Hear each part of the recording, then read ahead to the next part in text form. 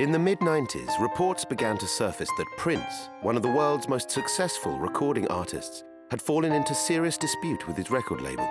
Claiming that his art had been taken hostage by merciless corporate interests, Prince announced that he was at war with the music business and that the whole industry needed to be torn down and reorganized.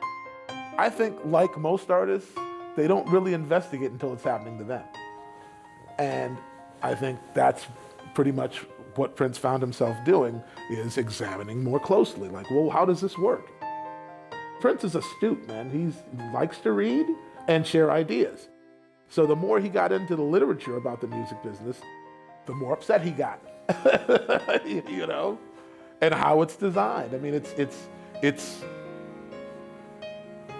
systemic. That's what it does. You exploit an artist, and they get paid a mere pittance compared to what you make. Initially interpreted by the public as an obscure contractual disagreement, the dispute proved to be the opening installment in the remaking of the music business at the close of the millennium. Fired by his fight with Warner Brothers, Prince set out to articulate new concepts in the making and selling of music, at a time when the digital age was threatening to bring the existing order to its knees. In the 80s, Prince revolutionized music. He invented the Minneapolis sound, and he sort of brought a whole new style of music, a whole new fusion music, white and black, funk and rock, and everything into one big thing that was, you know, just Prince. That's what it was. He took the way music sounded to a whole new level. In the 90s, when his music was less revolutionary, he revolutionized the business. He revolutionized the music industry. And time after time, what he does has vision and foresight and is ahead of its time. And it turns out that not only could he do that musically, he did it with business as well. Yet, he's not going to get the credit for that. At the time, the significance of Prince's message was largely overlooked. His behavior was received as surreal and eccentric by a world that was yet to discern the forces of change that were gathering on the horizon. Routinely dismissed as a spoilt, clownish sideshow, Prince's profile suffered badly and his new work was increasingly ignored. But when the change arrived, it became clear that Prince had been a visionary, and he found himself restored to prominence as a leading figure in the modern landscape of art and music.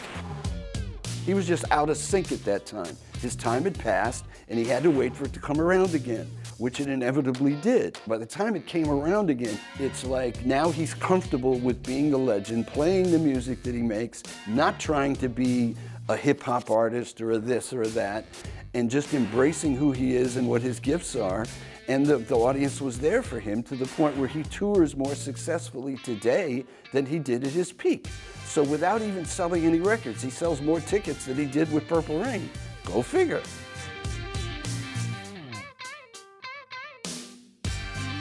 He stepped out on faith by even putting out records independently and doing things like selling through the newspaper, which is why he's gotten a lot of flack from the powers that be. They don't appreciate that because then that stimulates the minds of people who are coming up. And as you see, even the younger generations now, oh, it's just academic now. This is what they do. So yes, it has helped him. And whether he gets all the credit now or, 20 or 50 or 100 years from now, he will go down in history as one who did something that was revolutionary.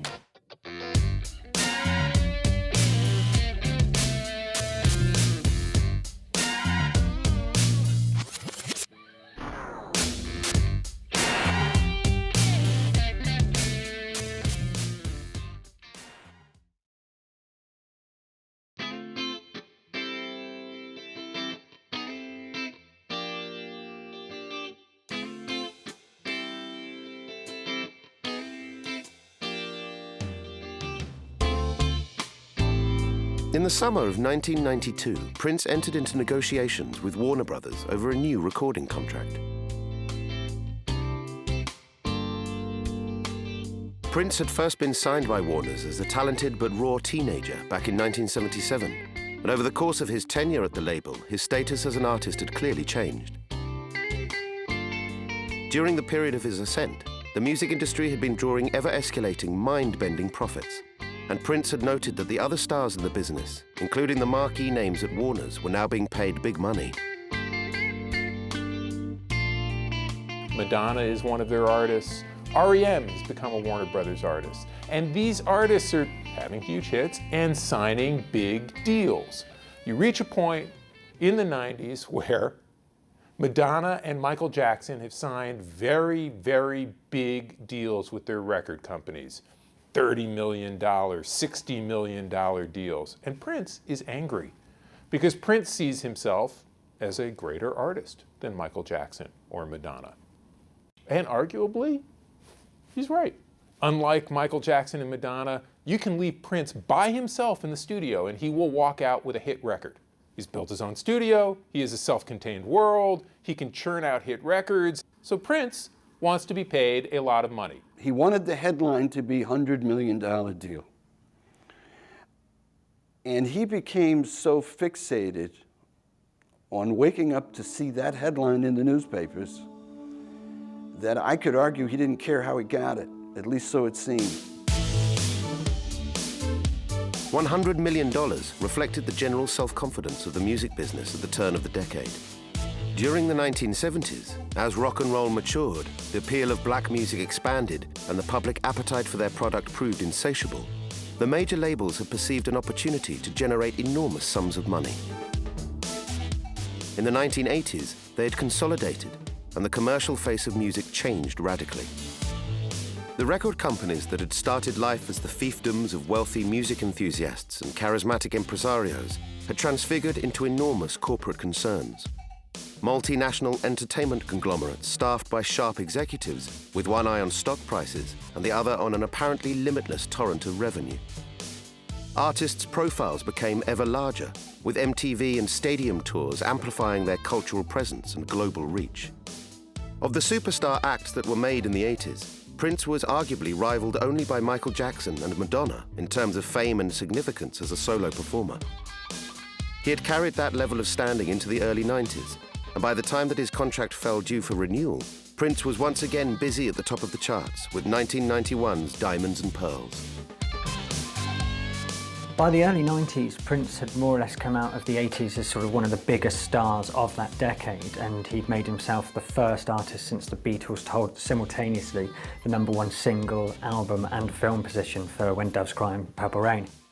Although his sounds had slightly deteriorated since that period, he'd continued to release a string of albums, you know, each more artistically questing than the last, and sort of he remained a massive, massive name sort of as the 80s came to a close. He started to slip a little bit with Graffiti Bridge, for instance, which is kind of a follow-up to Purple Rain. It was a terrible, terrible film that he made that sort of made him look like some of his artistic decisions were maybe not the best that he was making as the decade came to a close, but he also had a phenomenal success with the Batman soundtrack. So he ended the decade kind of in a weird position where on one hand, you know, some of his ideas weren't proven as successful as older ones, and on the other hand, he was still making massive selling albums. The Diamonds and Pearls album that came after Graffiti Bridge had none of the concept, you know, none of the storyline. It was just an album, a collection of songs that had 6 singles off the back of it. It was a massive seller. It sold about 6 million or something like that. And so when he entered contract negotiations with Warner's, he was actually on a bit of a high again.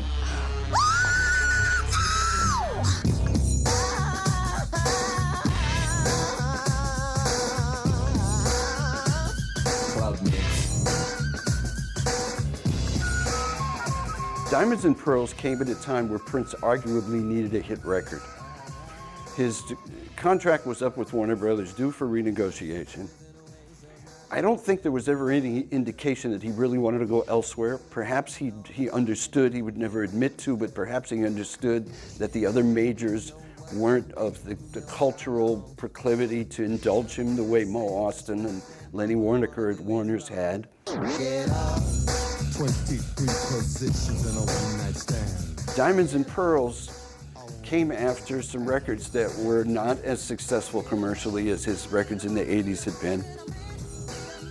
And as an artist getting ready to go into contract renegotiation, it certainly benefited him to have a more commercial successful record, and Diamonds and Pearls gave him that right.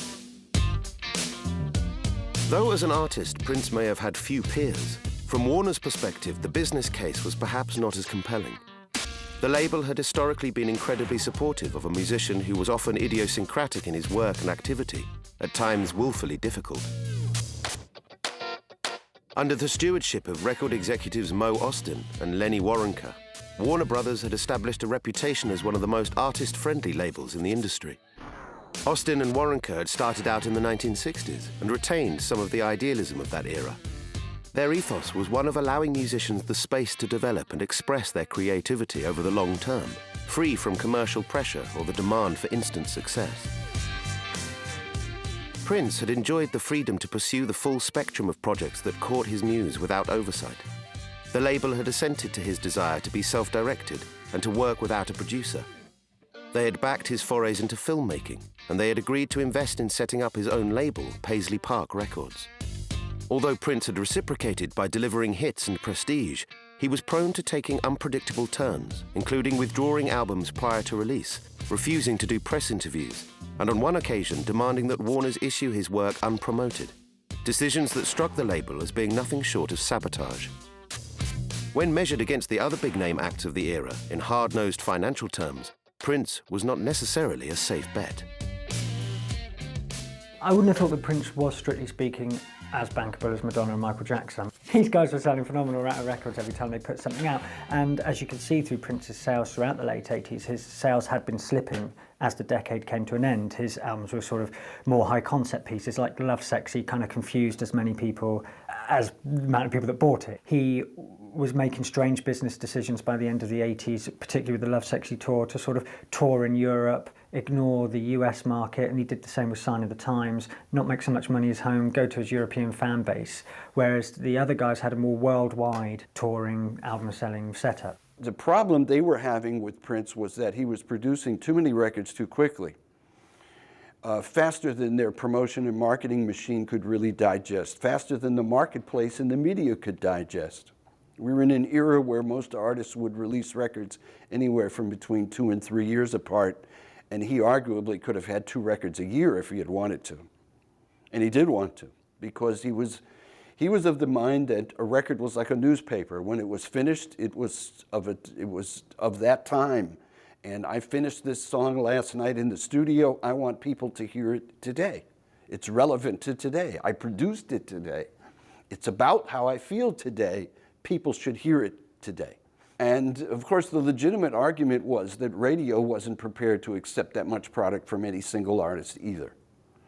And as a result, it made it difficult for the label to promote it. So there really was a legitimate argument to space things out.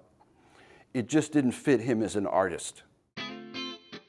And when the parties eventually settled around a table to discuss the terms of a new deal, both had priorities that they were keen to achieve.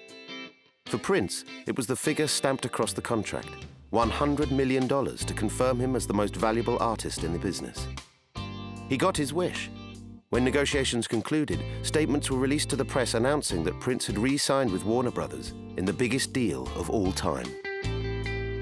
He and I actually had some differences about how crucial that headline really was, because when you get into the nuts and bolts of what makes a deal worth that kind of money, you know, the Lord giveth and the Lord taketh away. There's going to be something in those negotiations, in the fine print, that you may wake up one morning and not really like once you get past the headline. And that was my argument. So I approached it pretty cautiously, because I realized he really, really had an astoundingly supportive, you could even say indulgent arrangement with Warner's. They were clearly losing a ton of money on Paisley Park, the label, because it was not cross-collateralized with his royalties. All the loss on Paisley Park was a write-off. Didn't come out of Prince's pocket, which is part of the reason why he didn't care and could keep turning out these kind of self-indulgent projects. Clearly, Warner's wanted to put a stop to that. But at the same time, how do you stop that? How do you do that without annoying the artist that you desperately want to keep? The artist who, as a Warner Brothers artist, is worth so much, not just in terms of sales, but in terms of the cachet. Because when you have an artist like Prince, it's attractive to signing newer artists. I mean, he's a flag waver for you as a brand name. So they were in a bind where they were looking for any means with which to cut their losses on Paisley Park, the label, without doing something that would affect their relationship with him as a creative entity. And inadvertently, he gave them that out. He gave them the means that they needed by saying, I want this $100 million deal. I'm fixated on the advances I get from my records. That's really the most important thing to me. And everything else be damned at the end of the day. Prince came out with a deal that gave him a 20% royalty rate, and he was promised $10 million on every new album, providing that the previous album sold 5 million copies. So Prince came out of the business meeting trumpeting that he'd had this great $100 million deal that he'd just signed with Warner Brothers. Now, as promised, those reports on popular culture.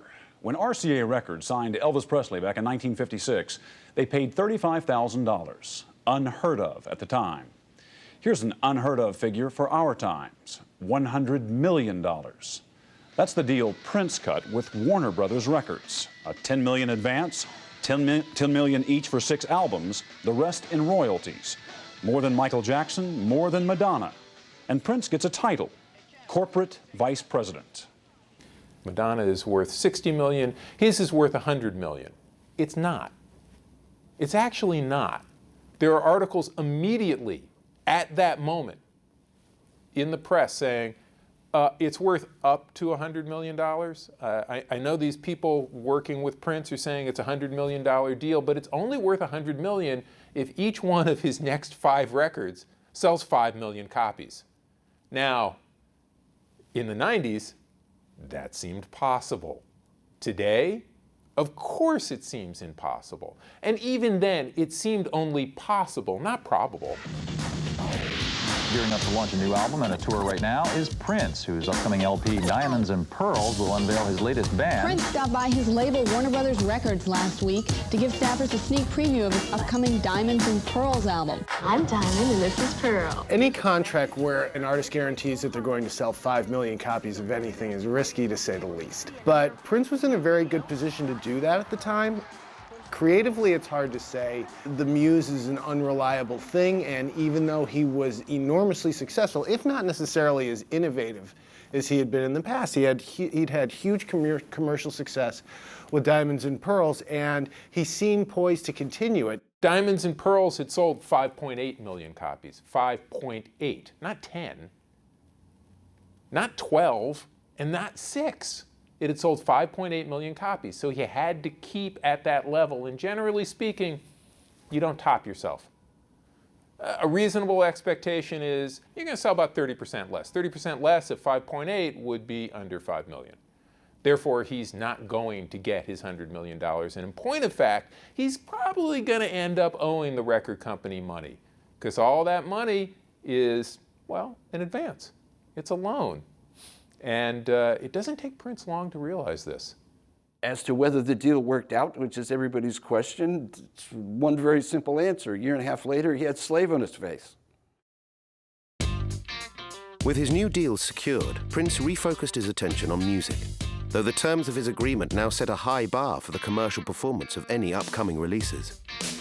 Prince had assembled a band, the New Power Generation, to whom he had given co-billing on Diamonds and Pearls, and had moved away from being a solo, electronically driven artist to working more collaboratively within a traditional group setup. Diamonds and Pearls and its accompanying tour had been enormously successful, and a follow-up record was almost complete before the ink had dried on the contract with Warner's. Keen to maintain momentum and push into the 90s with a new sound, the band worked intensively in the studio for what would become popularly known as Love Symbol, after the unpronounceable symbol that took the place of a title.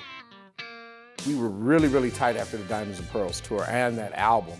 So we were just on fire. We were, the band was just hype, ready to go in the studio, ready to record, it was just a fantastic position at that time. It was a very positive environment with the band and with Prince. I think he was happy with the singles that were being chosen. The sound of the New Power Generation, I think, was much more commercial than what Prince was doing prior to. More organic, I think, and less electronically driven than a lot of Prince's work around that time. Maybe more in the tradition of soul music, some things, Diamonds and Pearls, and Cream was kind of, a lot of it was, there was a throwback, but there was a modern element too. But I think it's what made that period of Prince's catalog stand out is that he leaned much more on the ensemble. I think he wanted to do something that was a little out of the box because Diamonds and Pearls was a lot. It was commercial. It's pretty commercial, actually. I mean, it was like kind of asymmetrical, but very well done album, but it was a lot more commercial than things he had done. I think he wanted to do something else, something, you know, that was more expressive of his creative side, you know. He always tries different styles of music, you know. We grew up together as kids, you know, we used to jam and play all night as kids, you know, funky, you know, because, I mean, we had all the great funk records at that time, you know. So that's in his DNA. I mean, that's just something that's gonna come out anyway, but I think once we had that particular that band MPG, that was just a whole nother monster. That whole band was just funky as all get out. It was just a great band. The new power generation, just taking control. Yeah, introducing Mpg. Hello, darling. So far with me. Tony M, Kirky J, and Damon D. The lineup of the new power generation included a rapper, Tony M, who featured prominently on the Love Symbol album as Prince attempted to address the changes sweeping popular music during the late 80s and early 90s. The coming of hip-hop had made a major impact on black music and culture in particular. The funk and soul jams of Prince's generation were subject to a wholesale clear-out as rap became all-conquering. But by the early 90s, hip-hop itself was beginning to evolve, and the party records, political polemics and social commentaries of its formative years had given way to the aggressive, nihilistic dystopias of gangster rap, a world away from Prince's traditional frame of reference. Love Symbol made a conscious effort to address the zeitgeist, but came up short. Alongside a narrative concept and spoken word segues that confused audiences, the album's melange of funk, soul and R&B included an attempt to incorporate rap, most notably with the singles Sexy MF and My Name is Prince. Both tracks charted poorly in the US, placing at numbers 66 and 36 respectively. Coming after the recent hits from Diamonds and Pearls, it represented a drastic decline in fortunes. As for Prince's fabled $100 million, it had evaporated. Released in October 1992, Love Symbol struggled to achieve 1 million sales, far short of the minimum 5 million required to secure his advance from Warner's. The new era had got off to a shaky start. Those singles, My Name is Prince and Sexy, were not, they were critical successes, but I think that when you establish a wide audience and then you start, you know, getting more explicit, once you're on a certain type of exploration, some people are going to be turned off, you know, but I think as an artist, you have to stay excited about what it is you're doing. And, you know, so Grandmama probably didn't buy that Love Symbol album, but that's all right, you know, somebody did.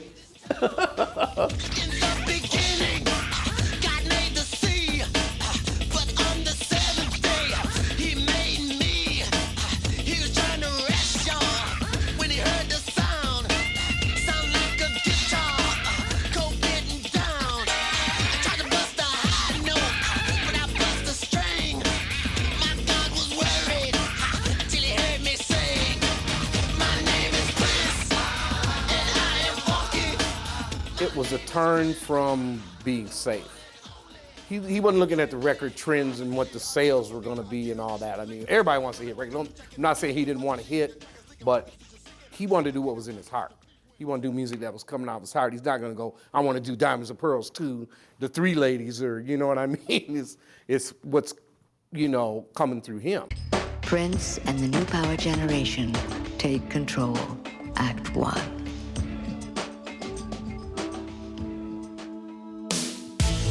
Prince looked to give Love Symbol a boost by going out on his first US tour in 5 years. Commencing in March '93, Act 1 took part of the concept behind the album, a love story centered on his future wife, Maite Garcia, and reimagined it as a theatrical live performance. With a second set dedicated to the hits and the shows staged in small, intimate venues, the tour proved popular and tickets moved fast. Oh, it was sold out every night. At that time, we were a polished and well-oiled machine at that point, so we could turn a corner, you know, and he wanted to do something a little more theatrical for the show, which was cool because it was more like a theater tour. It was groundbreaking in a lot of ways, you know. Prince would show us the Like the reviews were stunning. They were incredible. Everywhere we went, it was sold out, and the band was on fire, and it was just, we just had a great time.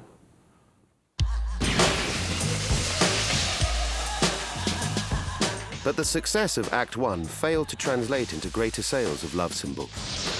Prince found fault with his label, claiming that their promotional efforts had been lackluster.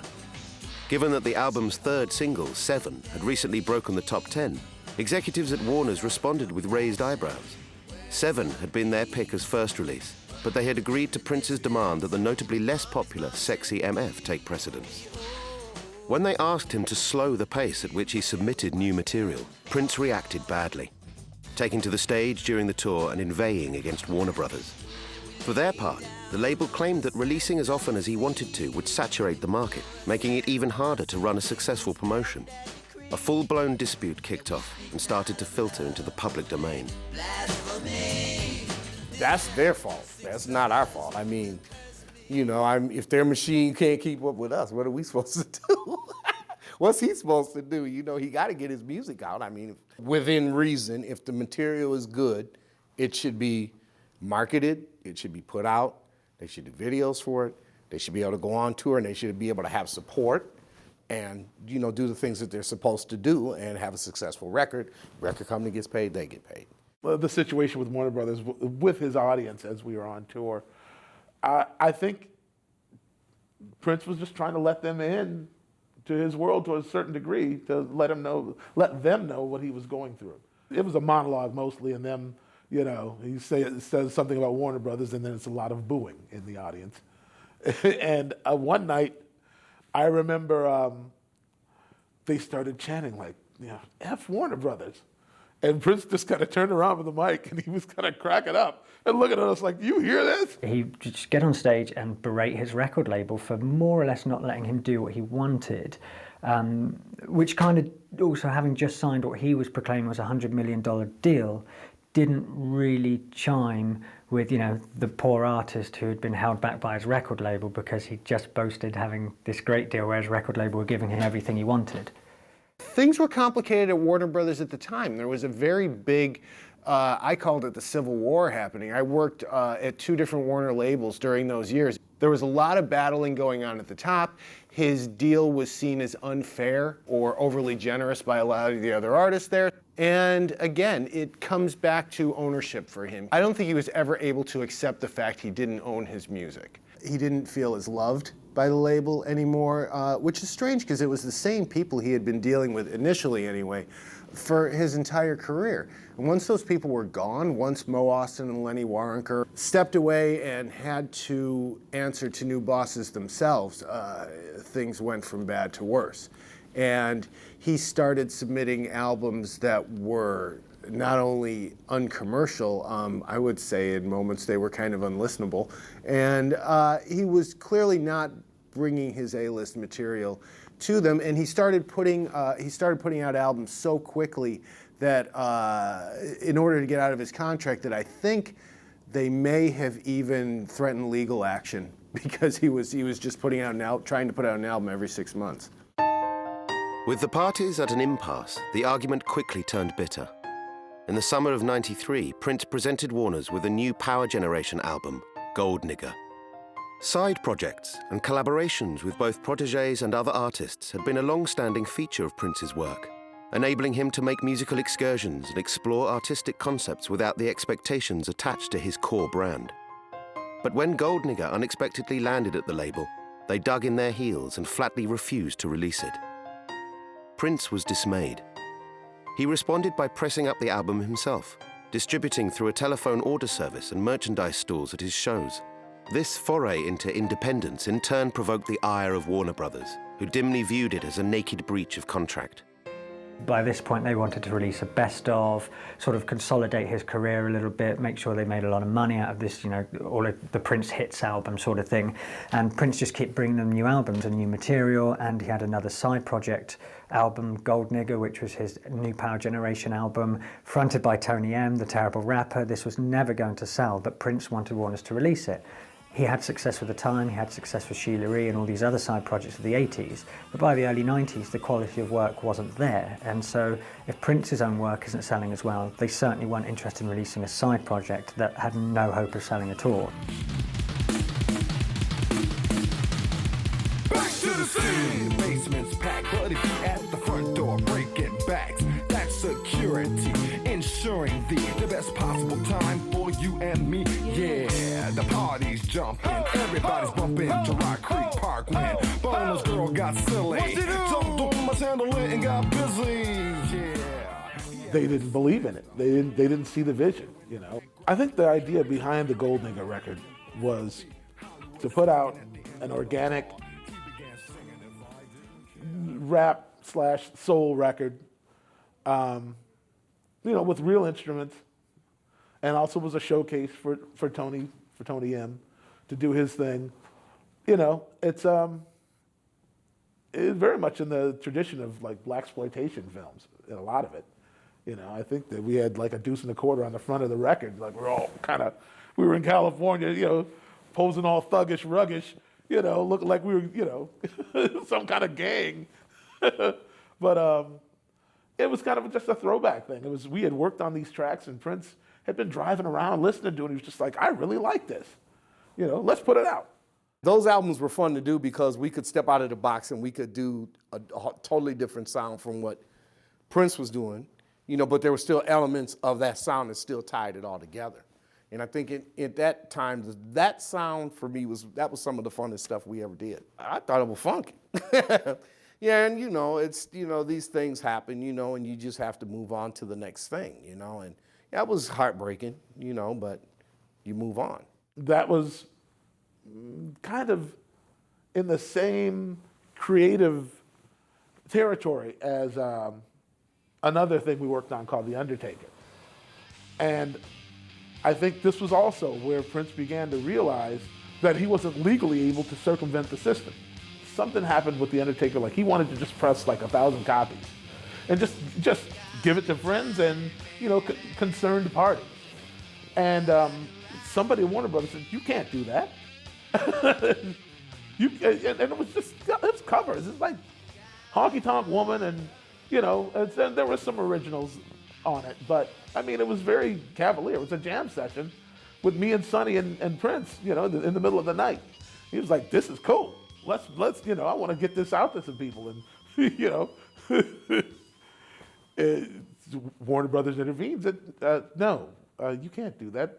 Anything you release, you know, has got to go through us. Feeling trapped, and that his art and identity had been taken hostage by a cynical, autocratic and self-serving corporation, Prince made one of the most drastic and infamous moves of his career. He stopped being Prince. On June the 7th, 1993, Prince announced that he had changed his name to the unpronounceable glyph from the Love Symbol album, that he would no longer turn in any new material to Warner Brothers, and that his contractual obligations would be met by releasing old songs from The Vault. His core fan base remained supportive, but the wider public were perplexed. Though his PR team loftily asked that he be called The Artist, he was more commonly referred to as the artist formerly known as Prince, and universally mocked by a media industry that was sure he had finally vacated his senses. The artist formerly known as Prince is one of the most controversial and most mysterious figures in rock. He's even asked to be referred to only as a symbol, but for clarity in this story, we'll call him Prince. That extraordinary moment where Prince changes his name to the symbol, a symbol that nobody knew how to print. Warner Brothers actually was on the hook to produce like little round discs full of the software to hand out to people at magazines so you could reprint Prince's name the way he wanted it printed. Crazy. My name is very spiritual to me. It has a great deal of spiritual meaning, and one day maybe I'll hear a sound that will best give me the feeling of what it's supposed to be, but for right now I just go by the look of it. At that moment, his complaint is that Warner's isn't giving him ownership of his intellectual property. That's the way we would phrase it today. It becomes an intellectual property battle. I made this music, why don't I own it? Why don't I own my masters? Wait, why don't I own my publishing? All things that Prince continues to be obsessed with to this day. And yet, at that time, these were things that musicians didn't talk about that much. Now, not that unusual to find either an indie musician talking about, well, I want to stay at an indie label because I want to own my work, or to find someone, a veteran artist, saying, I'm suing my record company to get back my rights because under copyright law, and then it just becomes a lecture. But at that time, we weren't really used to artists making these complaints. It seemed like belly aching. I mean, it seemed like someone who's famous and rich complaining that he wasn't rich enough. The name change you could look at a lot of different ways. I mean, the undeniable fact is that the name change made him kind of a buffoon. It certainly became the subject matter of talk show jokes and so on. He had to see that happen coming. I can't imagine he didn't. That's right, the artist formerly... What do you call him? Well, you got to hold up this thing. No, seriously, what do you call him? Well, this right here.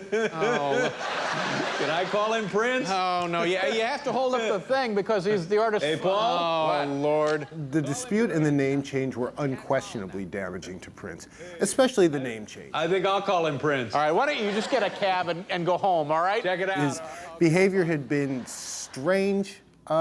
His public behavior had been strange in a lot of ways leading up to it. And when you do something like change your name to an unpronounceable symbol, sure, it's an interesting publicity stunt, but if you're at a news organization, let alone a record company, okay, when you're talking about the artist's name, the amount of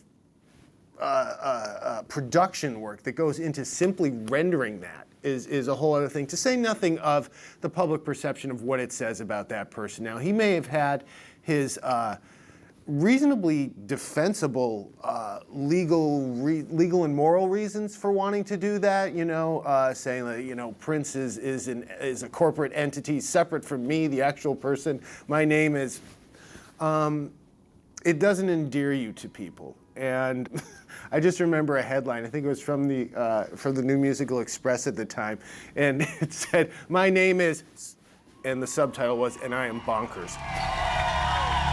What we'd like to do right now is run this little cover tune by a good friend of mine. Peace to George Michael.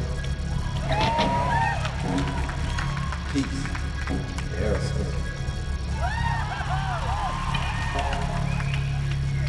Peace to MTV. And death to Prince.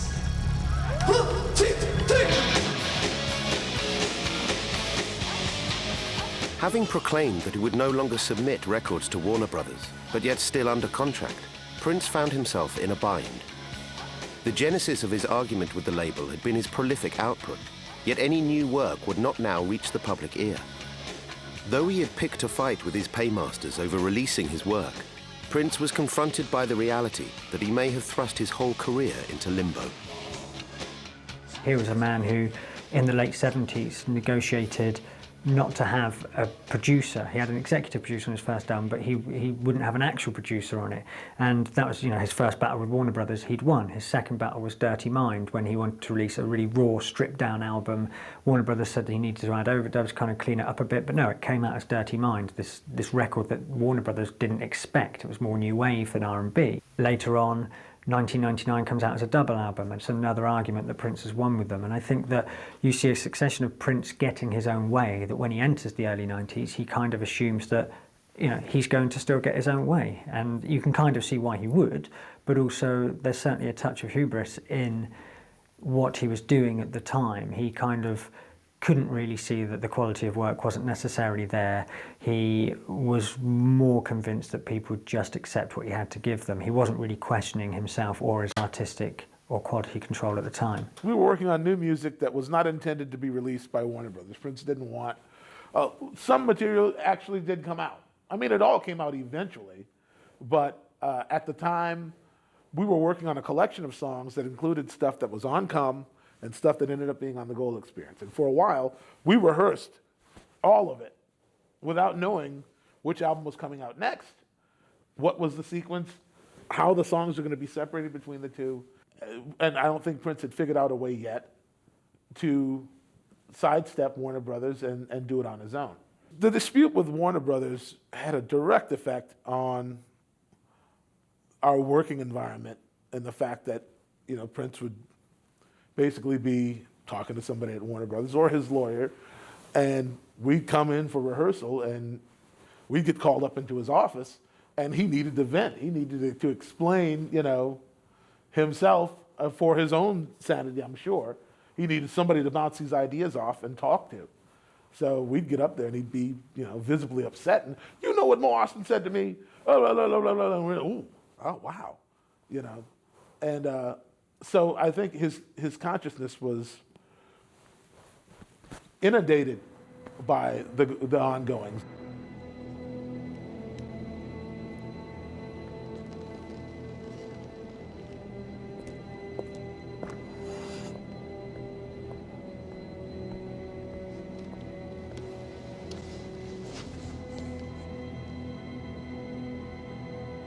Who is he? Don't open it yet. He's a local DJ. Works over at Mpg. He's sending the wrong message to our youth, and he needs to be handled. Open it.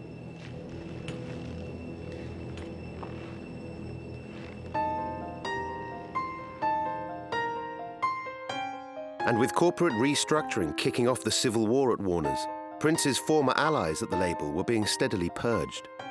The unsentimental, commercially focused executives who took their place had little patience for truculent outbursts from their artists and began to dismantle the empire that Prince had managed to build during his years at the top.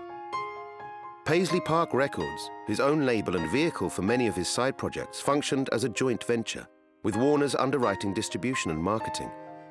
Although some of the product emanating from Paisley Park had been widely derided as indulgences for Prince's latest girlfriend, there were also legends of times past on the roster, including George Clinton and Mavis Staples. Warner's, however, were sure that the whole enterprise was an uncommercial folly, tolerated as a favor to an artist who repaid them with insults. In February 1994, they pulled the plug on Paisley Park, withdrawing their distribution deal and sinking the business. They certainly were looking to needle Prince and, you know, withdraw their support from something that he obviously still wanted to keep it going. He still had things that he wanted to release, side projects he wanted to release, and I think in withdrawing their support from that, it was a bit of a stab at, you know, Prince, who was going out saying Warners aren't letting me do what I want. Well, they said, well, if you're going to do that, then we're going to show you we're not going to let you do what we want, and you can't have the money to carry on doing it. When Prince started the label in the 80s, he had so many side projects and so much extra material that he could give away. It was kind of seen as an extension of the Prince world in a way. He had groups like The Time, he had Sheila E., he had Vanity 6, he later had Apollonia 6. These are side projects that he just seemed to be able to have enough material for his own work, for their work. Odd songs, you know, Manic Monday went out to the Bangles.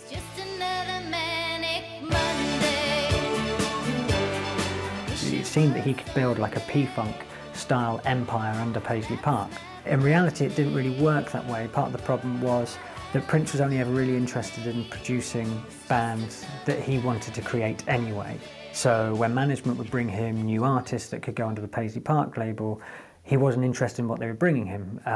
It also became quite clear as time went on, I think, that Prince was kind of also interested in mostly producing albums by girlfriends. Kind of made Paisley Park a bit of a laughingstock because the quality from Prince's material wasn't there, certainly the quality in the artist wasn't there, and so he ended up really asking Warner Brothers to bankroll a vanity label just as an extension of his playground rather than an actual working, functioning label. And again, I think Alan Leeds has gone on record as saying, you know, he had a tough time making Warner Brothers take Paisley Park seriously when Paisley Park didn't want to be taken seriously itself. Everybody was frustrated with Paisley Park, the label, simply because, simply because the records had not been a successful label. Warner's was saying that it was because Prince wasn't accepting his responsibility as an A&R person, as a label chief. He wasn't producing the kind of product that was contemporarily competitive. His position was, my product is what it is, and it's your job to market and promote it, and you're failing me there. Both sides were right. It was a constant struggle to get any kind of major attention from the promotion and marketing people at Warner's. They wanted to be supportive, but they didn't really believe in the product. The fact is, we were giving them what those in the industry call difficult records, meaning they weren't easy to promote and market to radio, which at that time was the only way you knew how to promote a record, was to go to radio. They kind of had their heads in the sand as to any kind of alternative means of promoting and marketing, which was always a source of frustration to artists and producers. And to me as a label head, it was as well, because I said, you know, we've got some viable product here that people who find it really like it. It has a place in the market somewhere. So how do we get it to that place? And if we have to bypass the normal route of going directly to urban radio or pop radio, whatever these formats are, then isn't it our job to figure out the detour in order to reach that public? But the labels just weren't prepared to do that because they were on kind of automatic pilot. They had enough product to feed the machine, so they didn't have either the time or the energy to do anything that was the least bit creative or off-center.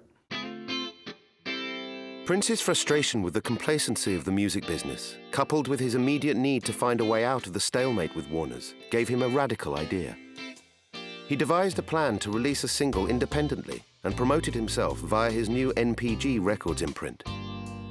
Incredibly, Warner's granted him leave to do so, and on February the 14th, 1994, The Most Beautiful Girl in the World was issued globally, with distribution support from the small independent label Bellmark. The litmus test was The Most Beautiful Girl in the World. Put the one single out, got the money behind it, the promotion, maxi single, you know, we did the whole world on that song. With The Most Beautiful Girl in the World, they finally kind of gave him a chance to do that. I think they were fed up of the nagging, and I kind of think that they wanted it to fail. If they had believed that much in the song, they probably would have taken it for themselves. So what Prince did, he went off on his newly launched Mpg record label. He plowed $2 million into financing and promoting the song and had this great worldwide campaign. He really created this great hype around the song so that by the time it was ready to come out, everyone would, you know, this was a really big deal. It was unusual because I can't ever remember a superstar single being available outside of the normal distribution channels. It was harder to find than a lot of the other, than, you know, your average releases were, and there was a mail order campaign about it at the time, and it was fairly groundbreaking in terms of what he was later to do, sometimes successfully, sometimes not, in his career. He's always been looking for ways to go outside of the major label model. All of this stuff that happens in the 90s, you look back on it and you think, pioneer. This guy is a pioneer. At the time, what Warner's was betting was, you want to release your music yourself? You think you know better than we do? And by the way, there had been arguments between them about what to put out as singles before this, and generally Warner's was correct and Prince was not. And so what Warner's is saying is, you want to do this yourself? Go right ahead. It's going to cost you a lot of money. You'll see. You need us. You don't really understand radio promotion. Costs a lot of money. You'll see. You need us. As it turned out, he has a hit with a big, soppy ballad. Could you be the most beautiful girl in the world? It's plain to see you're the reason that God made a girl.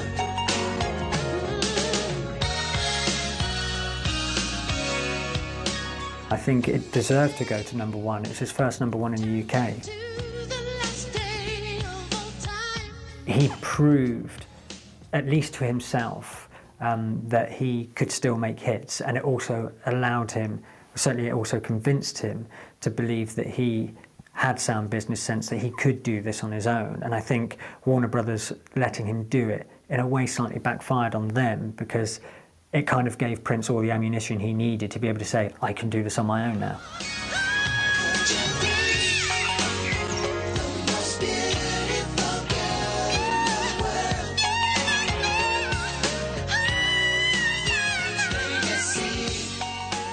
It was an incredible success. But that's one song, you know, and that's an engineered effort, and that was Prince's proof to Warner Brothers, you know, this can be done. You know, you guys are cramping my style and keep me from, you know, being as successful with my music as I can actually be. So, you know, it was a good thing, it was a bad thing. Because if Prince has shown that he's correct in his revelation, you can't stop him. Again, this is a prescient move. At the time, it just seemed a little weird, and it would get weirder. Every step along the way after this, things get stranger and stranger, and actually more difficult.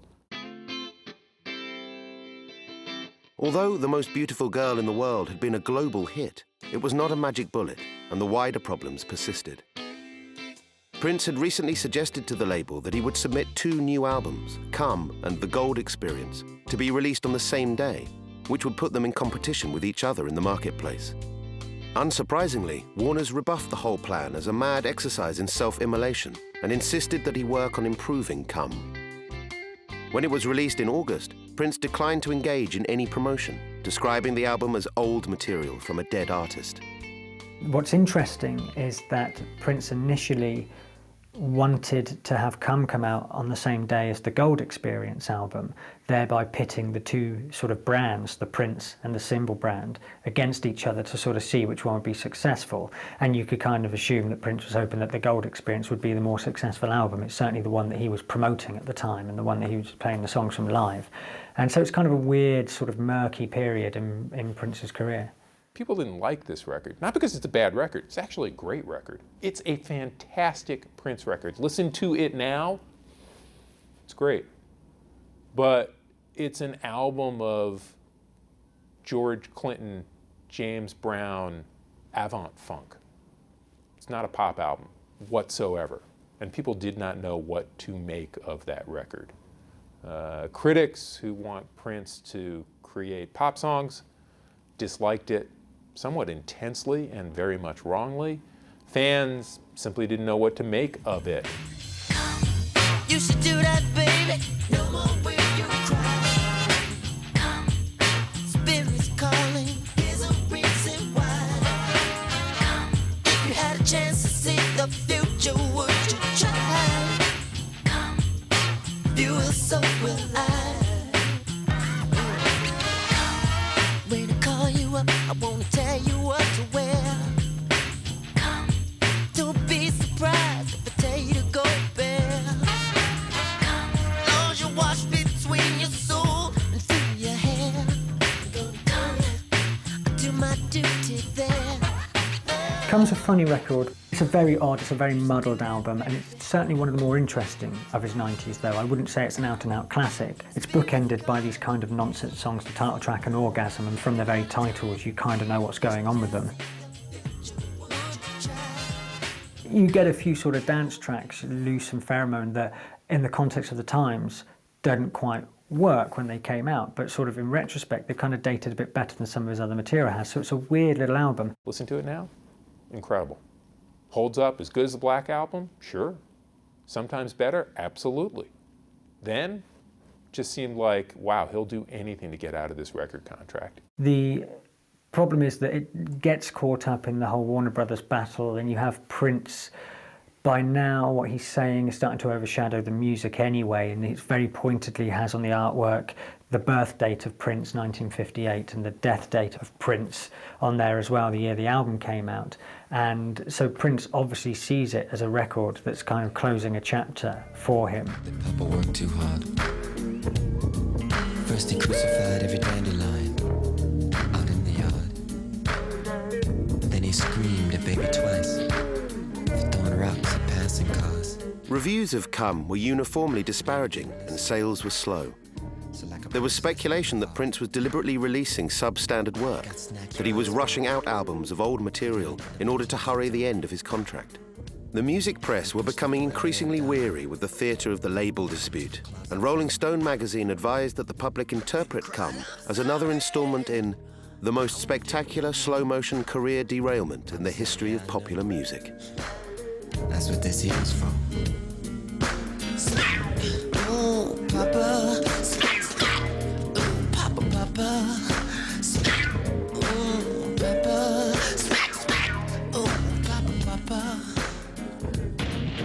Rolling Stone assessment of Come isn't fair because it's a good record, and yet it's not inaccurate. It was another installment in a spectacular career derailment. Again, no one could see where this was going. It looked as though one of the greatest pop geniuses had renounced pop. It looked as though the person who had signed the biggest label deal in history had renounced his label. All of this didn't quite make sense. With Come in stores, Prince resumed negotiations with the label over the fate of the Gold Experience, and the battle reached its nadir. Unable to find common ground, Warner's officially released the Black Album, an extensively bootlegged record that Prince had shelved in 1987. Blows were traded in the press, with both sides taking out mudslinging advertisements in Billboard magazine. Prince claimed that the Gold Experience was being deliberately suppressed by the label and insisted that he had a moral right to ownership of his masters, including his back catalogue. In the early weeks of 1995, he began to appear in public with the word slave slashed across his face. I'm privy to a conversation that he had with Mo Austin around the time of the Gold Experience. He mentioned the Gold Experience as a record he wanted to put out. We hadn't begun working on this record yet. It was just a thing we had been talking about. And he got a phone call. He said he talked to Mo Austin on the phone, and Mo Austin was like, they talked about other business, and then Mo Austin said, okay, well, as soon as you get that Gold Experience record finished, send it right on, and we'll do what we know, we'll do what we do. And Prince said, I haven't even started on it yet. I'm just conceiving it in my brain. And Mo was like, well, either way, it's ours. So, and I think Prince at that point made an epiphany that this company thinks that they own the ideas that are in my head.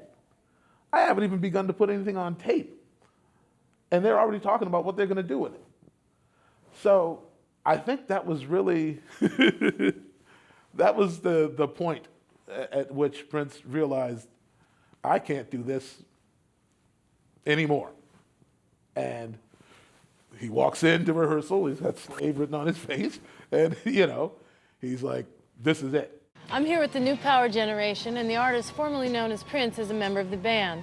He's agreed to his first television interview in over a decade, but is refusing to answer any questions. Now, the press keeps talking about the dispute with your record company. Is there a dispute there? I mean, it seems that's what's driven you out of America. That's what's made you change your name to an unpronounceable symbol.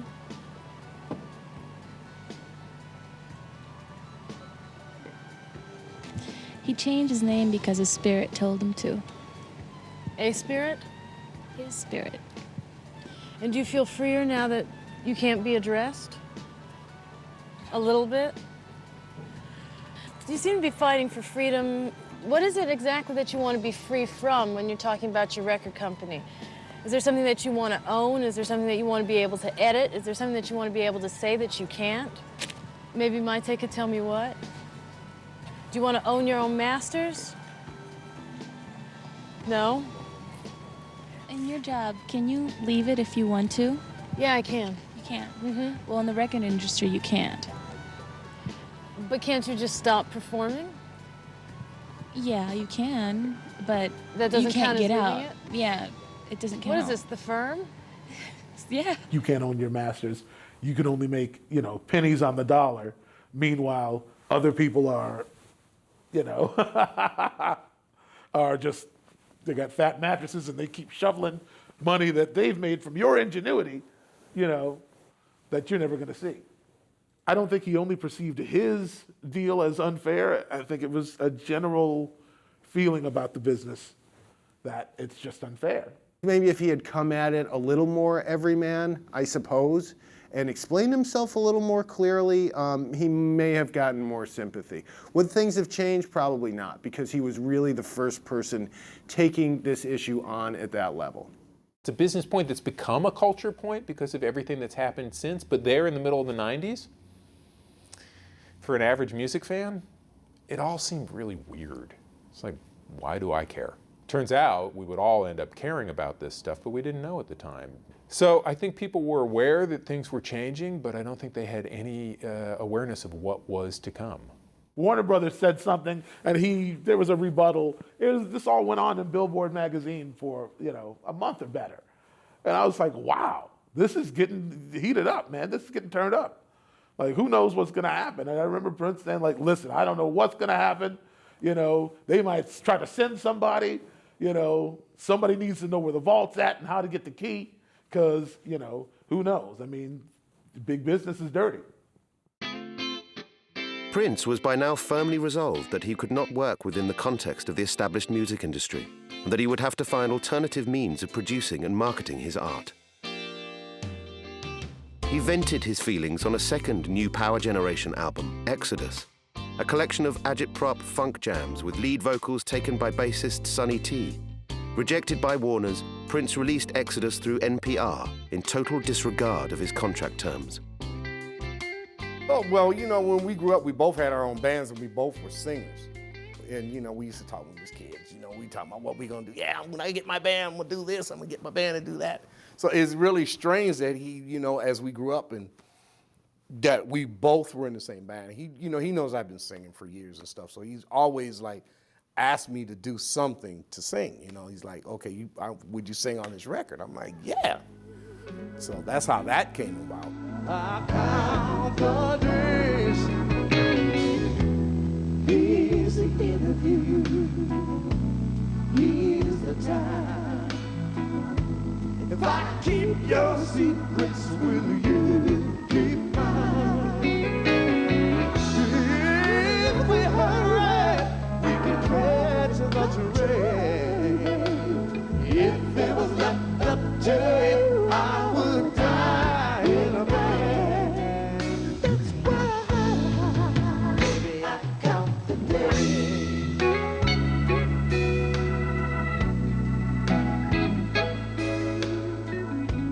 From what I could tell, Prince was like, let's do a record on Sonny, why not?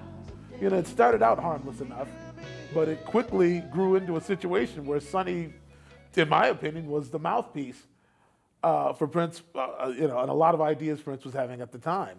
I mean, the Exodus has begun, man. That is, a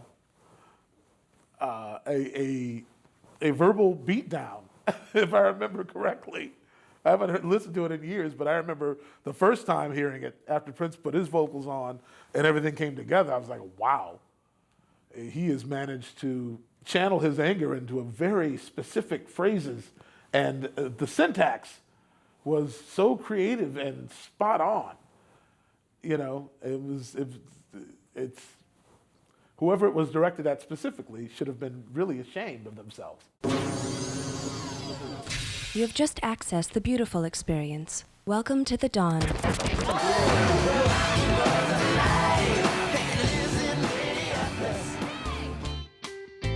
Exhausted by the ongoing conflict and collateral damage to their brand, Warner's finally agreed to release the Gold Experience in September 1995, on the condition that Prince stopped defaming them in public.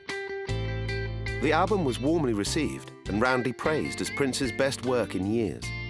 It was clear from sales figures, however, that the dispute had taken a toll on his mainstream popularity. A few months later, the whole unhappy episode concluded as the parties agreed terms to end their relationship. Enough was enough, and I think Warner's realised that this wasn't going to end unless, ironically, Prince kind of gets his way again. Not sort of unconditionally. What they ended up coming up with was an agreement that the Gold Experience would come out as a joint Warner Brothers Mpg release, and then Prince would owe them 2 more albums from The Vault, and those would go on to be Chaos and Disorder and The Vault Old Friends for Sale, and these would be sort of collections of old material they would have on them, and stamped very pointedly, originally intended for private use only on the artwork and things like that, that would kind of show what feelings Prince had for these things. They were there, they were kind of, you take these and now leave me alone. And I think they were quite happy to get Prince off their back by that point. The public battle between Prince and Warner Brothers didn't go well for anyone. It hurt Prince's career enormously because people felt he was entitled, and Warner Brothers statements just made them seem even more money grubbing than labels usually seem, which they seldom don't. It hurt both of them, especially in light of the Gold Experience album, which was the best album Prince had made, certainly since Diamonds and Pearls, and possibly even before that. And it was delayed for a year. It came out in 1995. There were at least 2 lyrics on the album that spoke about 1994 in the present tense, and he had been talking about it for a long time. But there was so much bile on both sides that the album wasn't able to be promoted effectively, and it's very hard when you work for a record company and an artist is talking shit about you to feel good about promoting their record and making them a star. It was some of the strongest work we did, but the events and the emotional climate at the time was hardcore, man. I remember coming to rehearsal and just sometimes having a headache just from the stress alone of just, it was pushing us to our limits. I'll say that from as my opinion. We were all kind of just, wow, this is a weird place to be in and unpredictable from day to day. And Prince basically figured out a way to distill his derision into really great art. Prince was, in a way, returning to a form that was more familiar. There was really not, any rap music, any rapping going on. A lot of the musical arrangements were pretty straightforward. And again, less electronics, more real playing. In a way, it was a little bit like a chapter 2 of Diamonds and Pearls with a smaller ensemble and a lot of rage. I think because it was such a scaled down record, it had some bells and whistles on it, but the core of the music was so organic, and you could just hear it come out over all the other things. There's a couple electronic little things on there, but I think because it was just so warm, the sound was warm to it, That was a great record. Before they conquer every heart, how will you know if I'm even in the right key? If you make me stop before I start. If I came back as a dolphin, would you listen to me then? Would you let me be your friend? Would you let me in? You can cut off all my friends, but to your ways I will not bend.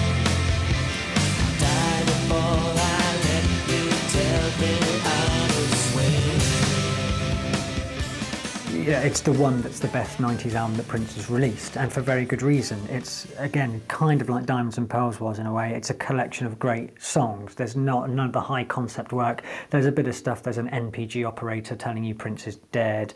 There's the segues, which are kind of designed to make it seem like you're listening to an interactive experience. You press a button and you get the Come experience or the Gold experience or whatever experience is coming out, and so, but that doesn't really detract away from what are great songs. You have Mpg Control, which is a fantastic song. You have The Most Beautiful Girl in the World, turns up on an album there. You have Gold. It's kind of an attempt to do a Purple Rain for the 90s, but for me it kind of works as well. And it's that moment where his production was very heavy and very dense, but he hasn't quite overdone it just yet, and he still manages to bring out good songs. Things like the Mpg operator and downloading experiences, he just began to see a future, a time when things were more interactive, and I think in a way it's a metaphor for just removing the large corporation and being a more direct, source for, your audience.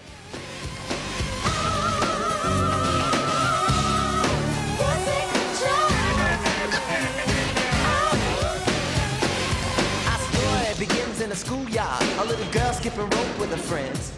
A tisket, a tasket, a lunch and a basket. Your school books for the fight she would begin one day over this hoodie. She got beat for some clothes and a rep. With a chin up, she scolded, all y'all's molded. When I'm rich on your neck, I will step and step. You did to the straight A's, the college, the master degree. She hired the helpers that jumped up and made every one of them work for free. No, why? So, what if my sister's a trifling? They just don't know. Mama didn't tell him what she told me. Girl, you need pussy control. The live shows off the back of this were great as well. It's a period that's sort of been reevaluated over the years. I think at the time, a lot of people went and were disappointed that he wasn't playing the old material, but he was going on stage playing the new material because he wasn't playing any Prince material anymore. And when you listen to a lot of the live shows now, you just realise that this is an album where he's still got it, and he's still staking a claim for himself in the 90s. As a freshly minted independent artist, Prince started to make conciliatory noises towards his former employers. He claimed to harbour no ill will, and that his issue had never been with Warner Brothers specifically, but with the whole edifice of music economics. He made remarks to the press that were received at the time as oblique or eccentric, telling the NME that once the internet is a reality, the music business is finished. In retrospect, however, Prince's statements were prophetic, the portents of a man who had peered into the future and perceived the digital frontier with uncommon clarity. In 1999, we'll be free and we can sell the music directly to the consumer. And we can give it away if we want. In retrospect, Prince's problem really wasn't with Warner's as much as it was the industry itself. I mean, Prince was ahead of his time. He was absolutely right. Many of the things that he griped about, I thought he was dead on. Record companies had their heads in the sand. They were all on automatic pilot. The business model was stale. We would have meetings where he would frustratingly want to figure out alternative ways to release and promote records because he was so dissatisfied with how labels conducted business. Now, he was signed to Warner's, so of course his frustration is directed to Warner's because that's who he was in business with. But it wouldn't have been any different had he been signed to Columbia or RCA or any place else, because it was the business model itself, the industry, and how it functioned that frustrated him.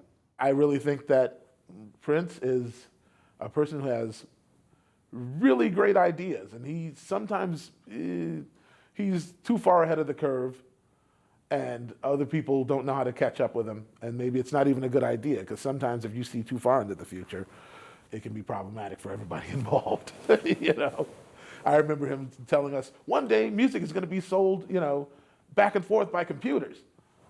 And we're like, get out of here, man! What are you talking about? You know, but lo and behold, you know.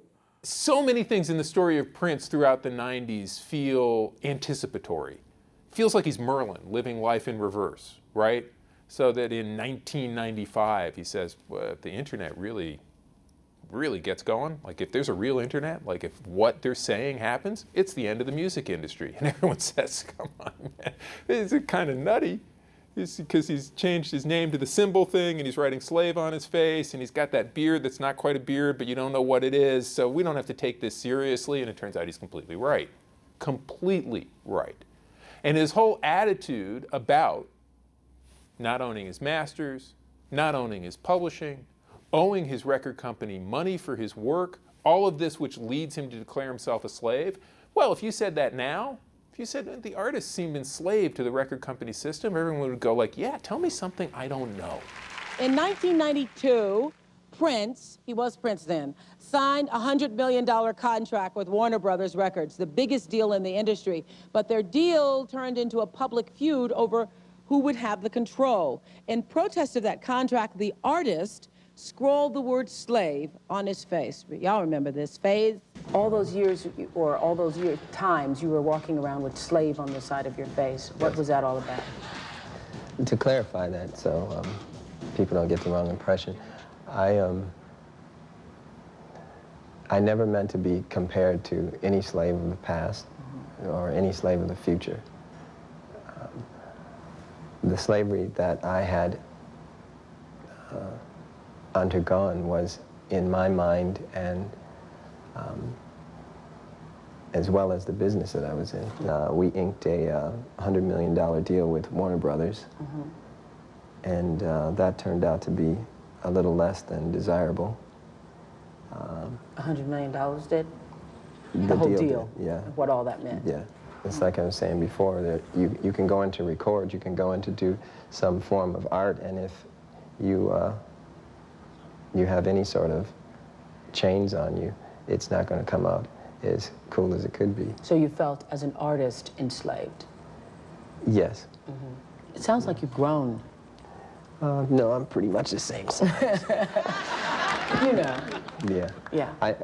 I really do feel I have inside. Do you think that it would have happened to you had you not been enslaved? Oh no, absolutely not.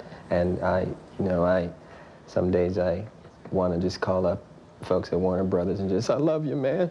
Really? Yeah, just. Because? Of the journey, and they're part of the experience. I'm thankful to them for giving me the opportunity to be here talking to you.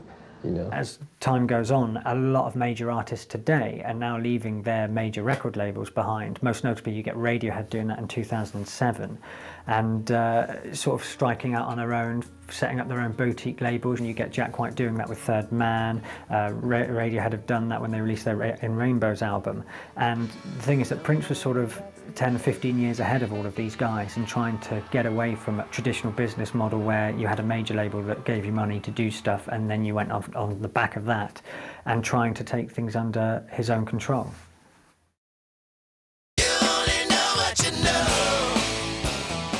Free to record, release and conduct his affairs as he saw fit, Prince set about reorganizing his life. In 1996, while Warner Brothers were promoting Chaos and Disorder, an album of cast-offs that they had received in the divorce settlement, Prince was dismantling the new power generation and putting together a different band, albeit still under the same name. He married Maite Garcia, who subsequently fell pregnant with their first child, and relaunched his public profile, frequently granting interviews and appearing on television chat shows. Please welcome back to the program the artist formerly known as Prince. Tragedy struck towards the end of the year when Prince and Maite's son was born with Pfeiffer syndrome and died within a few days. Now carrying sole responsibility for his business affairs, Prince hid the news from the public, and rather than take a break, he ramped up promotional activity for his forthcoming album, Emancipation. Released on the 19th of November 1996, Emancipation was billed as Prince's definitive artistic statement. 3 discs of music held back from Warner's that represented years of his strongest work. Despite an initial surge in sales, however, the record slowly drifted out of view after only a few short weeks on the chart. Emancipation. 3 hours of love, sex, and liberty. From the artist formerly known as Prince. Emancipation. I do remember a funny situation where Michael Jackson had just put out History. And Prince noticed in SoundScan that it was a double record, so he got credit for double the numbers. And Prince was like, I could make a 3 CD record and get triple the, I remember him saying that. I'm like, oh, well, yeah, sure, why can't you? Sound-wise, I think there's a difference. I mean, that sound even moved into a different spot, actually, from previous things, because it was like more like he was like, I'm moving on from where I was. I'm trying to move to another level. I want to try something else, you know. You're a genie in disguise, full of wonder and surprise, and that you by golly, wow, you're the one that I've been waiting for forever. Now will my love for you keep growing strong, keep growing strong. If I could, I'd get your falling star. He finally gets to release this triple disc album that he's always wanted to do.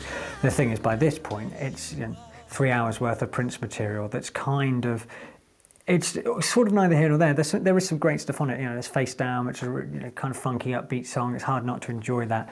When you get to the end of the second disc, you get a great run of songs where you really feel Prince is engaged with what he's doing. He is, he's about to become a father for the first time, or for the only time, and you can really feel this coming through in the music, and that is quite an enjoyable thing to hear. But over 3 discs, you also get a lot of stuff that's just kind of Prince doing R&B at the time.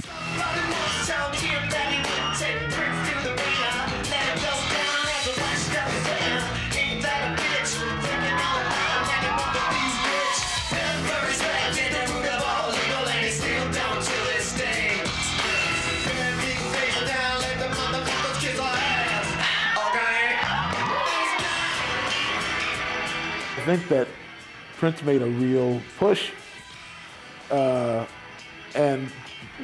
was doing more interviews at the time. He needed to get out there because he knew the next step was going to be, I'm on my own. I need to reconnect with my fan base and gain new fans if possible.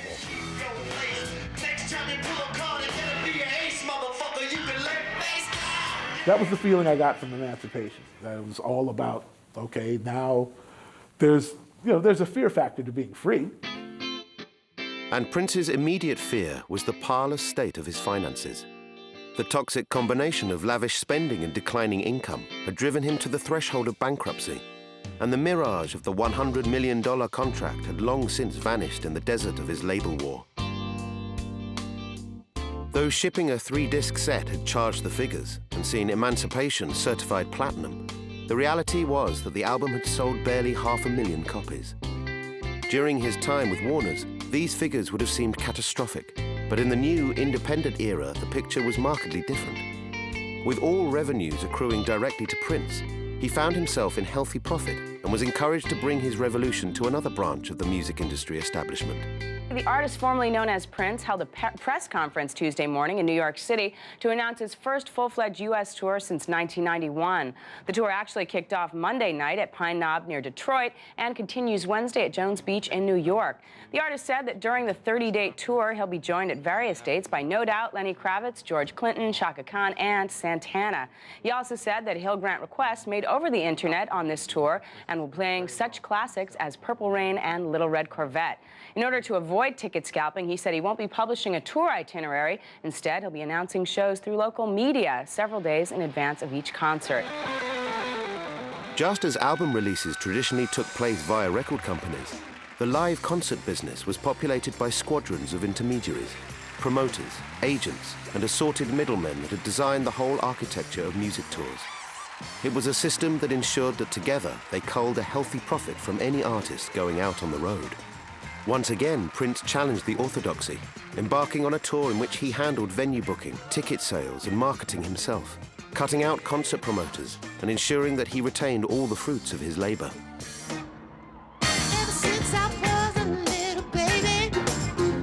The sales for Emancipation wouldn't have really mattered to Prince too much. I mean, they would have to an extent, obviously, but he didn't need to make as many sales as he would have done under his old Warner Brothers contract. I think Emancipation sold about 450,000 copies, and Prince claimed to have been $5 million in profit. And I think if you look at it, people have suggested that for him to have even broken even under his Warner Brothers contract, it would have had to have sold 500,000 copies, which is more than the album actually did. So for Prince, it's an unqualified success. He has been able to come out like the most beautiful girl in the world when he released that as a single, and it hit #1, and he's proved he can do it on his own. Certainly in financial terms, Emancipation has proven to him that he can do it on his own again. And Prince was out on the road for the best part of 12 months, so he'd be selling merchandise, he'd be selling gig tickets, and as long as people were coming to the shows, which they were in droves, Prince would just be making money hand over fist over these things, especially for being on tour for such a long stretch of time. There were times when I remember the road manager and the booking agent at that time in the 90s said, okay, this is Monday, Prince wants to do a show on Thursday. A 20,000-seat arena. He just woke up and said, I want to do a show. And he's the only artist that I've ever worked with and have said, I want to do a show on Thursday, and here it is Monday at a 20,000-seat arena, and it sells. And I saw that happen many times. The touring business, like the record business, had an established traditional business model. There were certain promoters that were experienced and legitimatized by their relationships with artists and managers, known to be dependable, efficient, and so on. And same with agents. And it was a network of people who were accustomed to producing tours and doing it properly and productively and profitably. And we were very successful into tapping into that network and exploiting it properly.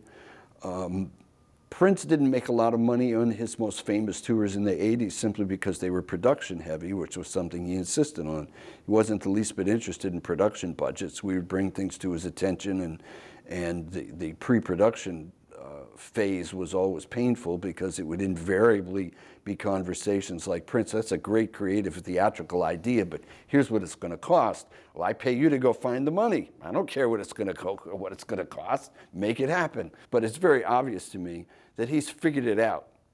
He's figured out how to have a viable theatrical production that's competitive and proper, and at the same time streamline the number of people he has on the road and what he pays for and what he doesn't pay for. And by cutting out he's not paying management commissions, he's not paying percentages to a lot of people who take percentages in the traditional tour business model. So he is touring way more profitably now than he ever did in his peak years in terms of record sales. It's remarkable, and it's a credit to his business sense because he's really, really figured out how to make a ton of money on the road without compromising the quality of his shows. And hats off. I think it's great. In running concerts independently, Prince was estimated to have netted $30 million from 1997's Jam of the Year tour alone. In just 18 months, he had rebuilt his entire fortune and had done so on his own terms. Having relaunched his career, Prince was ready to turn his mind back to the future and venture into the unknown territory of the coming cyber age. He announced that he would release Crystal Ball, a box set comprising 3 CDs of material and rarities from the vault, together with a 4th disc of new songs entitled The Truth, if he received a minimum number of advance orders through his website loveforonanother.com and his phone line 1-800-NEW-FUNK. It was a bold and unprecedented venture into e-commerce, but was beset by problems that provoked consternation among fans. As a first step to realizing the ultimate goal of becoming a self-contained artistic and commercial entity, however, Prince was off and running. Prince doesn't get enough credit for what he was doing in the late 90s when Radiohead released their In Rainbows box set throughout their website in 2007. That's 10 years later, but people acted like it was the first time anyone had ever done this sort of thing. But what you get Prince doing in 97 is taking pre-orders for the Crystal Ball box set, and he became the first artist to sell an entire album online direct to his fans. The whole marketing thing, he went straight to the people who he wanted to sell it to. There was no middleman. There was no need for a record label. Prince just took it all under his own umbrella organisation. And I think that was incredibly forward thinking. He'll have schemes, ideas that prove prescient. I'm going to take orders for my album online. I'm going to use a 1-800 number where you can call up and buy it like it's a telemarketed album. But I'm going to take orders online. Wow. Who does that? Will that work? In the 90s, nobody really knows. People haven't done it before. Now, of course, it is the entire record business. But then, it's a little weird, and it doesn't quite work. It ends up that the fans who order the record have to wait longer than the fans who go to the record store to buy it. They get different packages. People aren't sure what they're buying. Now it feels like things are unraveling. And again, Prince just keeps going forward and forward and forward. Was it a feeling of him taking a lot on his shoulders? Yes, of course it is. Of course it is. I'm sure that was a heavy weight for him because he knew he was making a stance. It had not been done in that way. And the fact that he did it and he stood alone through all scrutiny, and I was there to witness that, but he kept going. He didn't complain.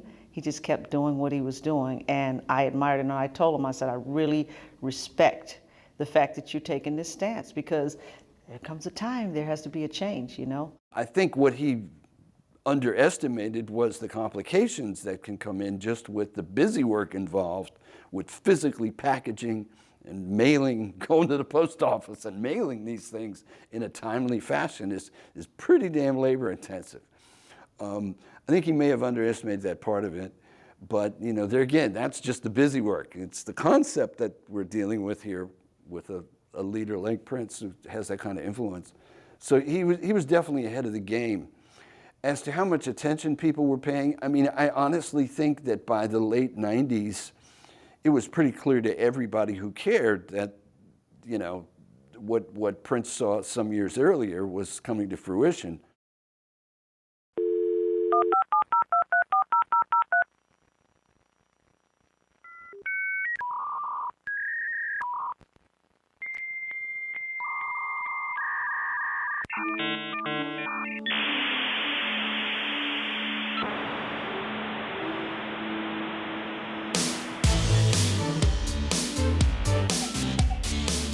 The corollary to Prince's criticisms of the record business came at the turn of the millennium, when the music industry suddenly, spectacularly, imploded.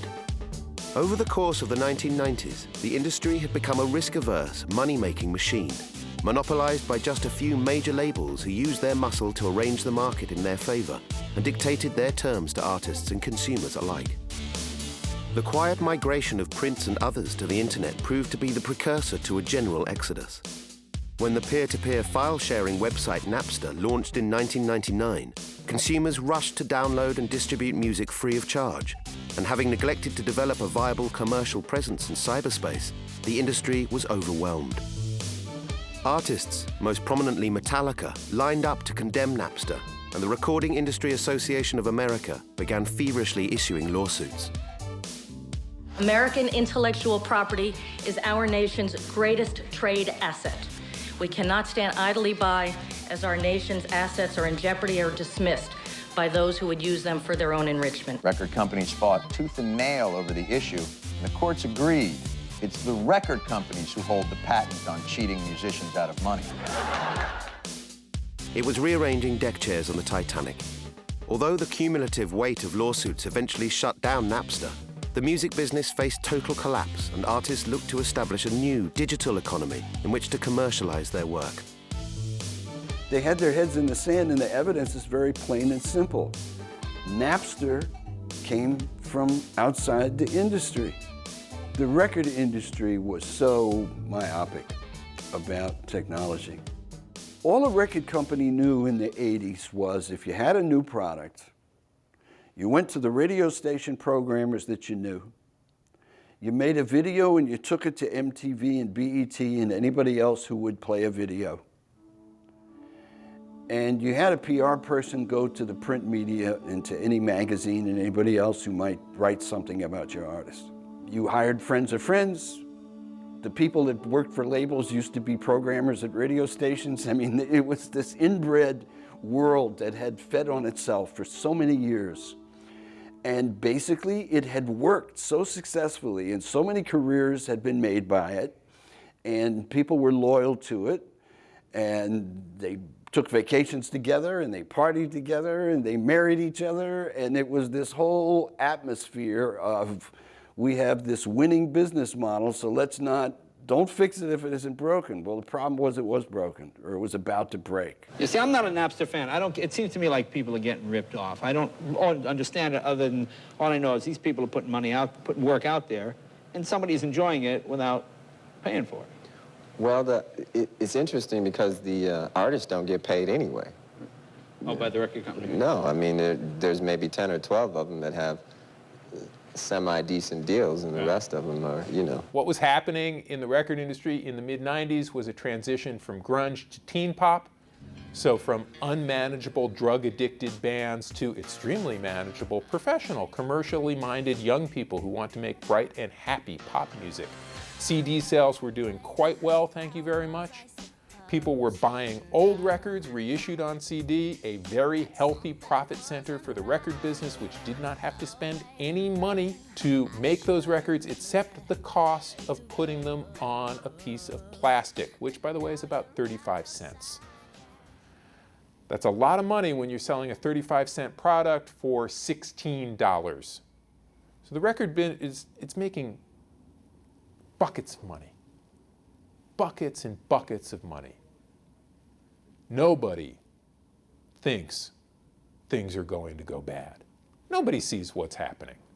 Prince says, well, if the internet becomes a reality, you guys are finished. And what do you do if you're at a record company? You get back into the hot tub and you smoke another cigar when you hear that. You don't go like, I think he's right, because he's been right about everything else up till now. It is this big, unwieldy behemoth now, and it's kind of also happily ripping off its customers. I think many people kind of, that's an agreement now. It was overpricing CDs, you know, now everyone knows you can buy a CD for 50p or something like that. Why were we being charged 18 quid for a single CD up to 25 quid for double CD discs? And it seems now in retrospect that the record label had become hugely greedy in the 90s and were more interested in, you know, making money over, you know, as opposed to making, say, art, quote unquote, or capital A art, however you want to put it. And so I think that by the time, you know, as Prince said, when the internet is coming, the industry is over, is because by the time things like Napster and everything came out, everyone realised that they were being ripped, had been being ripped off for years. Nobody saw the digital revolution coming to the public degree that Prince did. I don't think. Artists didn't. You'd hear people talking about it. There'd be various internet soothsayers going around saying what they expected could happen, but the concept of music being a digital file, the concept of music no longer being an object that you had to go to the store and buy, wasn't something that most people could grasp until Napster hit. The industry was gone. It was over, just literally overnight.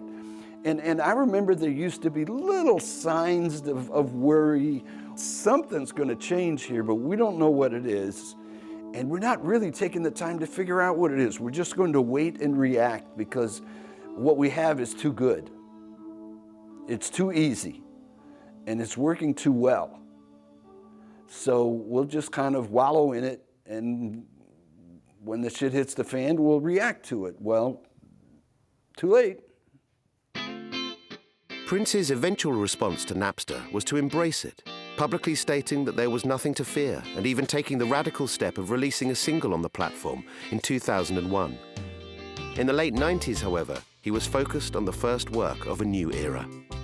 Both Emancipation and Crystal Ball included songs that were a hangover from the Warner's period, but in '98 the first big release of all new material was announced.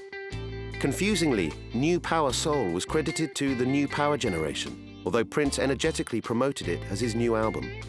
He was accompanied during the campaign for New Power Soul by both former Sly Stone bassist Larry Graham and Shaka Khan, and he encouraged the public to buy their new records, which would be issued on his Mpg label in a move that recalled the original concept for Paisley Park. Well, with the gracious help of Warner Brothers Records, I was afforded the luxury of creating a state-of-the-art studio, and my dream was always to help my heroes. So they come to my place and they record for free, and the rest of the money we turn into gold. And you're going to be touring together too, isn't that right? Yes, sir. Now I know you wrote "I Feel." The New Power Soul, the sound he was creating for us and himself at that time, was just something that's just another part of Prince.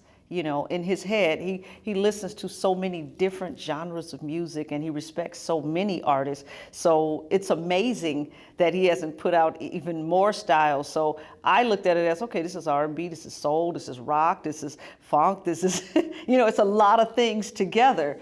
You know, I don't think any of us gave it any thought because we know how his mind works, you know.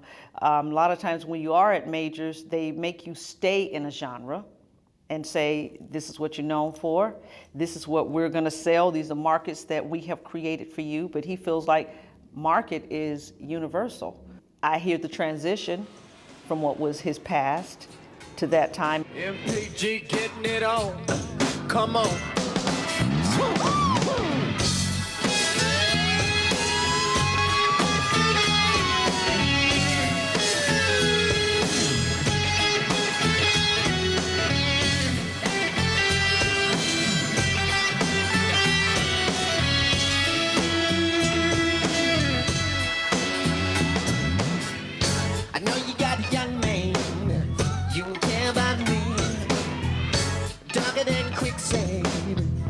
Taller than a chain. What you could use a good loving, baby, instead of young ass fools. I got the money for you, my baby.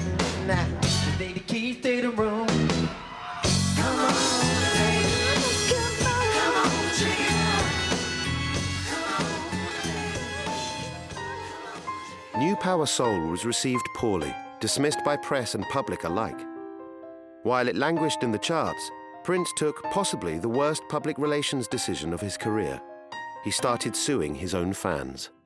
In early '99, the first installment in what would become an unfortunate trend during his years as an independent artist hit the news.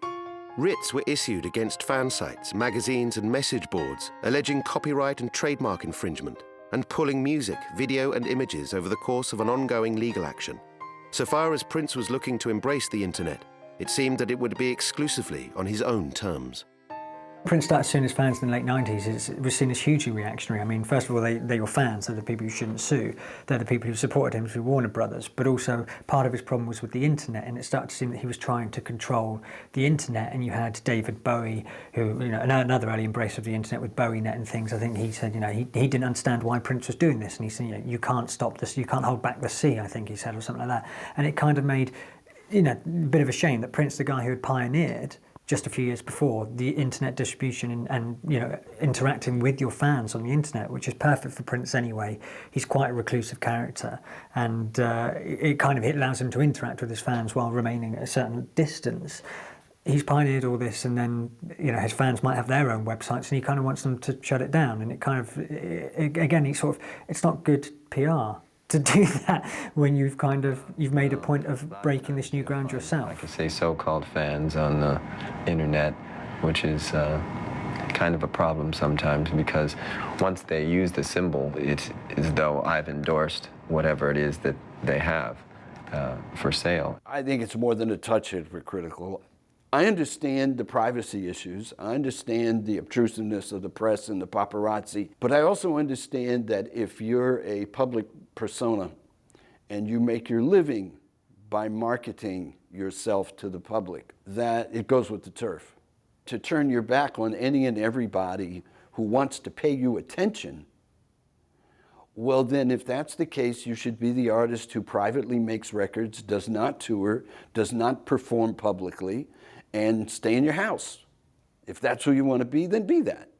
But if you're going to come out and sell tickets to 20,000 people to come hear you play and sit in a seat and stare at you, then you can't get angry because they're staring at you.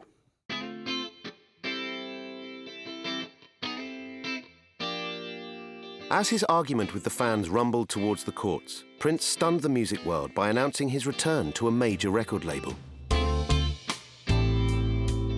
A one CD deal with a record company that is not your normal record company. Why'd you do this? Well, Clive Davis and I sat down and talked about how to create an artist record label agreement that was in fact an agreement, not a contract. I'm not restricted by any means. I think all artists should be under agreements. Lenny Kravitz, for example, is a friend of mine, and we hang out and shoot pool all the time and talk about an album we'd make together. But you know, he's still on the plantation, so when he comes on up north, gets with me, then we can do something for real. About to divorce from Maite, and at a crossroads in his career, Prince sought to lighten the burden of self-releasing and thrashed out a one-album deal with industry heavyweight Clive Davis at Arista Records. Davis had been busy rehabilitating the career of Carlos Santana with Supernatural, an album that went on to become a record-breaking multi-platinum sensation. He spotted an opportunity to kickstart something similar with Prince and offered the artist an $11 million advance plus ownership of his master for Rave Into the Joy Fantastic to come out on Arista. On its release in November, however, Rave Into the Joy Fantastic performed poorly, with lead single The Greatest Romance Ever Sold only reaching number 63 on the chart. Prince blamed everything other than the work itself, accusing Clive Davis of breaking his promises and failing to adequately promote the album. When Prince signed with Arista for Rave Into the Joy Fantastic in 1999, again, the model that he starts to work with at this time, and he'd done with Emancipation, he carried on to use this package distribution deal. So Prince would sign for a one-off deal, one-off album with the label, so that he would use their clout essentially to get it into shops and to get it out there, but all the recording costs and all the production costs and things like that, Prince would assume those himself. What it would mean is that he would owe nothing to the label, no recording costs, nothing like that. The label would have nothing to recoup because Prince had put all the money himself. but they would have the manufacturing, the distribution means to be able to get it out there, to be able to make it high-profile release. So in a way, he's kind of piggybacking on the bigger structure that a major label has and kind of using those to get him into the shops. One of the problems that he had when he was releasing things on Mpg, and this came out with the New Power Soul album, at the same time he had side projects by Larry Graham and Shaka Khan, and he was having trouble trying to get them into the shops. And what Arista Records wants out of this is a chance to be part of the rebirth of a great artist, because they put out a Santana record. It's become the biggest record in the world. But the Santana record was a very craven commercial record where the artist listened to the record company step by step by step. The Prince album is an album that Prince made and brought to a record company and said, if you want it, we can do business together. It's an album made on his own terms, his own purposes. It's not a craven commercial record. It's not his best or his worst record. It's not a particular surprise that it isn't a big hit.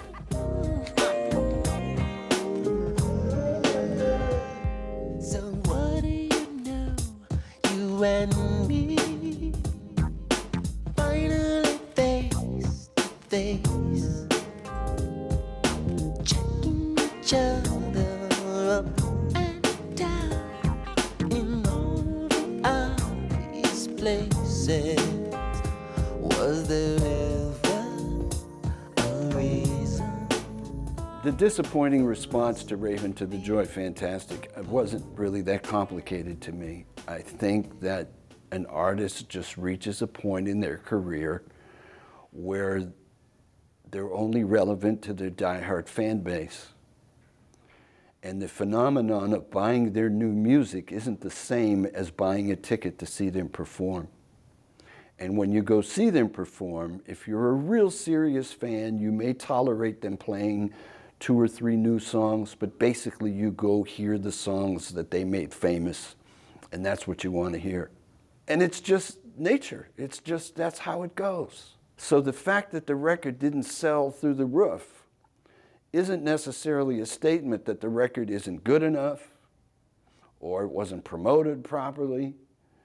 And interestingly, in his recently published book, which is a big, thick book in which Clive Davis talks about just about every record he ever had anything to do with, he doesn't talk about Brave. You have to ask Clive what that means, but it's a glaring omission. So there was something about that that didn't settle well, that's for sure.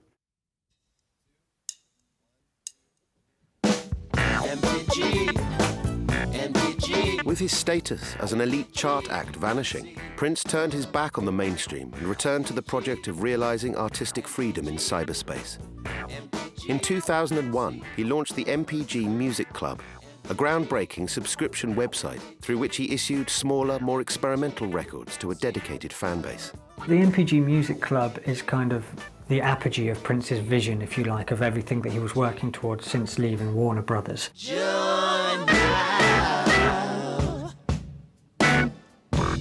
It's a subscription-based site, and I think the subscription started off at $100 and was dropped to $25 when Prince's sort of release rate slowed. But the idea being that fans would sign up to the music club, and in return they would get priority seats at concerts, they would get exclusive music club merchandise, they would get CDs sent to them whenever Prince had a new album. Instead of having to release it into the shops, he's giving it direct to the fan base, direct to the people that want it. And they would also get download music from him as well. This would turn up in their computer, and this is, you know, the Exodus album, the second New Power Generation album, terrible album as it is, this is stuff that he was talking about on that record, saying, I think there's a lyric or a spoken word piece that says, you know, you need to be free from a contract if you're able to download your music to your listener's computer or something like that. And sort of all these years later, that is what he's doing. It's the great culmination of everything he's worked for, to be able to cut out the middleman, cut out a record label. Prince is on one side of the screen, his fans on the other side, and everything comes out direct to them. Now tell me about the Mpg Music Club. How does this work exactly? Well, you get the CDs. It works very well. It works very well. But you have to order it through. Yeah, sorry about that. I couldn't by dialing up www.mpgmusicclub.com, you can get access to brand new music as well as preferred seating at concerts also. Well, now, how do I become a preferred customer? Well, you got some preferred money. Prince's early efforts online were actually very strong when they worked, which they didn't always, technologically, I mean. But they were, I don't know if I'd say visionary, but they were very forward-thinking in terms of building a community himself. Artists have been very, very successful with that. In recent years especially, he was pretty far ahead of his time. Fans who weren't signed up to that would have missed out on the One Night Alone solo piano album, which is a lovely little record and quite hard to get hold of now, I think. He had these Mpg audio shows, you know, which are kind of like done like radio shows that you put online, there'd be online singles and stuff like that, and it just seemed like a new flow of Prince stuff to the people who wanted it, as opposed to having to get sort of in chart battles and stuff like that, and I think for him it was a success. Prince was totally blazing a trail for this and pioneering it, and you find out in a few years' time when he starts his Musicology download store. I think he even opened that online download store even before the iTunes store started, by a matter of months you're talking, but still Prince just goes to show that business-wise Prince is there really up with what's going on. He really understands how this thing works. Having established the Music Club, Prince issued a new studio album, initially through the club and subsequently on general sale. Titled The Rainbow Children and released in November 2001, it accompanied a series of changes in the artist's life and identity. Almost unnoticed by the wider public, the infamous symbol had been dropped and Prince had reverted to using his original name. He had also come out as a Jehovah's Witness, having been gradually initiated into the faith by his spiritual mentor Larry Graham over the course of the late 90s. Indeed, on New Year's Eve 2001, Prince married his new partner, Manuela Testolini, in a Jehovah's Witness ceremony. Larry Graham taught me so much. Larry, could you just stand up?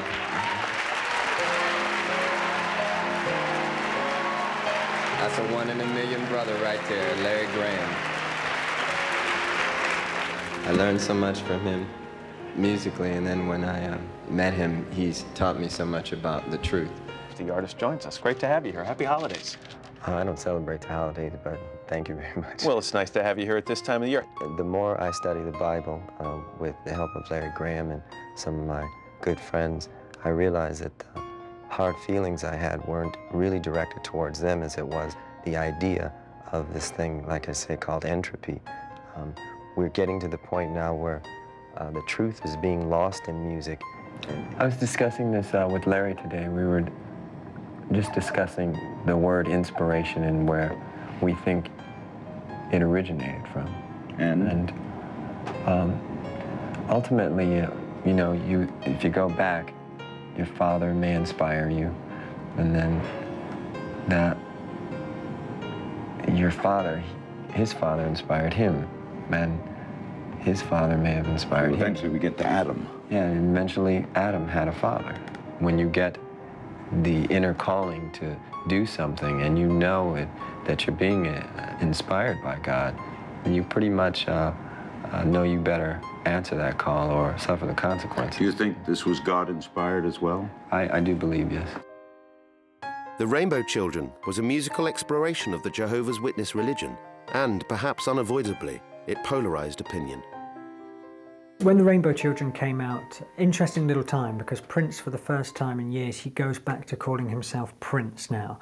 And I think you can look at that as being what he's got as an album that it's so dear to his heart. It's so, it's an exploration and a celebration of the Jehovah's Witness faith. So no wonder he's calling himself Prince again. This is the album that he's returning with. I believe it's his most artistically successful album of the new millennium. He hasn't done that recording album that has been as satisfying a listen since, as a whole album. The problem is that unless you're a Doubt Jehovah's Witness believer, it's a real turn-off, because it's the hardest aspects of his faith.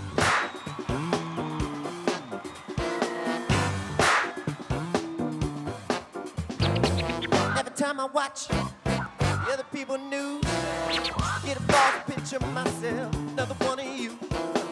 Try to tell me what we want, what you believe. It didn't happen in the garden where somebody spoke to Eve. And I'm willing to do the work, willing to do what I got to do.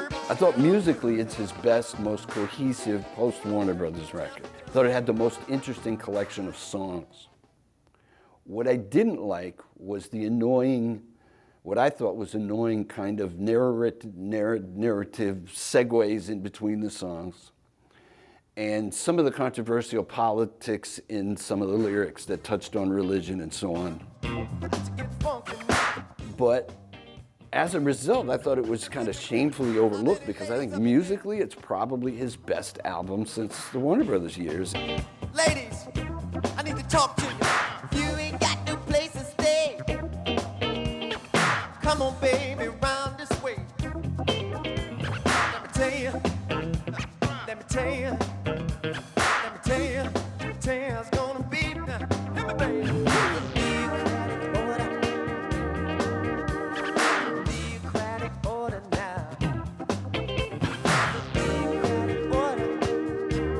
Talk about it.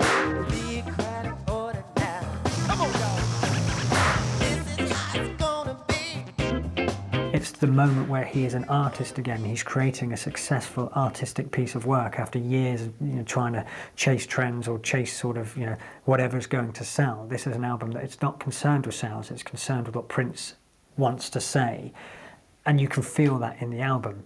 But lyrically, this concept about, it's a thinly veiled story about the Jehovah's Witness faith. It's got this slowed down sort of godlike voice who's a narrator on it, which it's kind of heavy going lyrically. You kind of have to actively shut that part, unless you're totally into this, you have to actively shut your brain off to that sort of part and just enjoy the music for what it is. And the music is fantastic, and it's an album that should certainly be discovered more than it is. It's kind of seen as the Jehovah's Witness album by most, apart from the hardcore fans, anyone who knows it, it's the one where he's Jehovah, but it's actually just a fantastic, fantastic piece of work. The Rainbow Children failed to make any impression on the public consciousness, and the trend continued over the next few years as Prince released a succession of niche albums via the Music Club that anyone beyond the subscription list would have scarcely been aware of. A high-profile re-emergence came in 2004 with a flamboyant performance at the Grammy Awards, where Prince played a medley of hits alongside Beyoncé. The show was lauded as a stunning comeback, with critics heaping praise on the stagecraft and musicianship. As a show business personality, Prince found himself suddenly thrust back into the limelight after years of invisibility. Nostalgia follows cycles. An artist has to go away for a while to be missed. And Prince's sort of self-imposed artistic pig-headedness. I'm doing this and everybody will follow me or don't. That isolated him to a degree. No record label, no promotion. Enough years had passed from the battles with Warner Brothers and all the weird stuff he was saying. And he was back, and he was approachable, and he was on TV, and there he was on the Grammys with Beyonce, taking his, getting his propers. His music was coming back in a lot of ways. It reaches a point with an artist where their greatness, no matter how strangely they've behaved, no matter how many bad recordings they've put out, their greatness becomes undeniable. And that's when you start looking backward. Let the elevator bring us down. Oh no, let's go. If you don't like what you're living in, take a look around. You got a friend. Come on, lady. Friendly word. Pick up the phone, drop it on the floor. That's all I heard. We gonna let the elevator bring us down. Oh no, let's go. Oh, crazy. Sing it, y'all. Go, go, go. Go, go, go. Go crazy. Go, go, go. Go, go, go.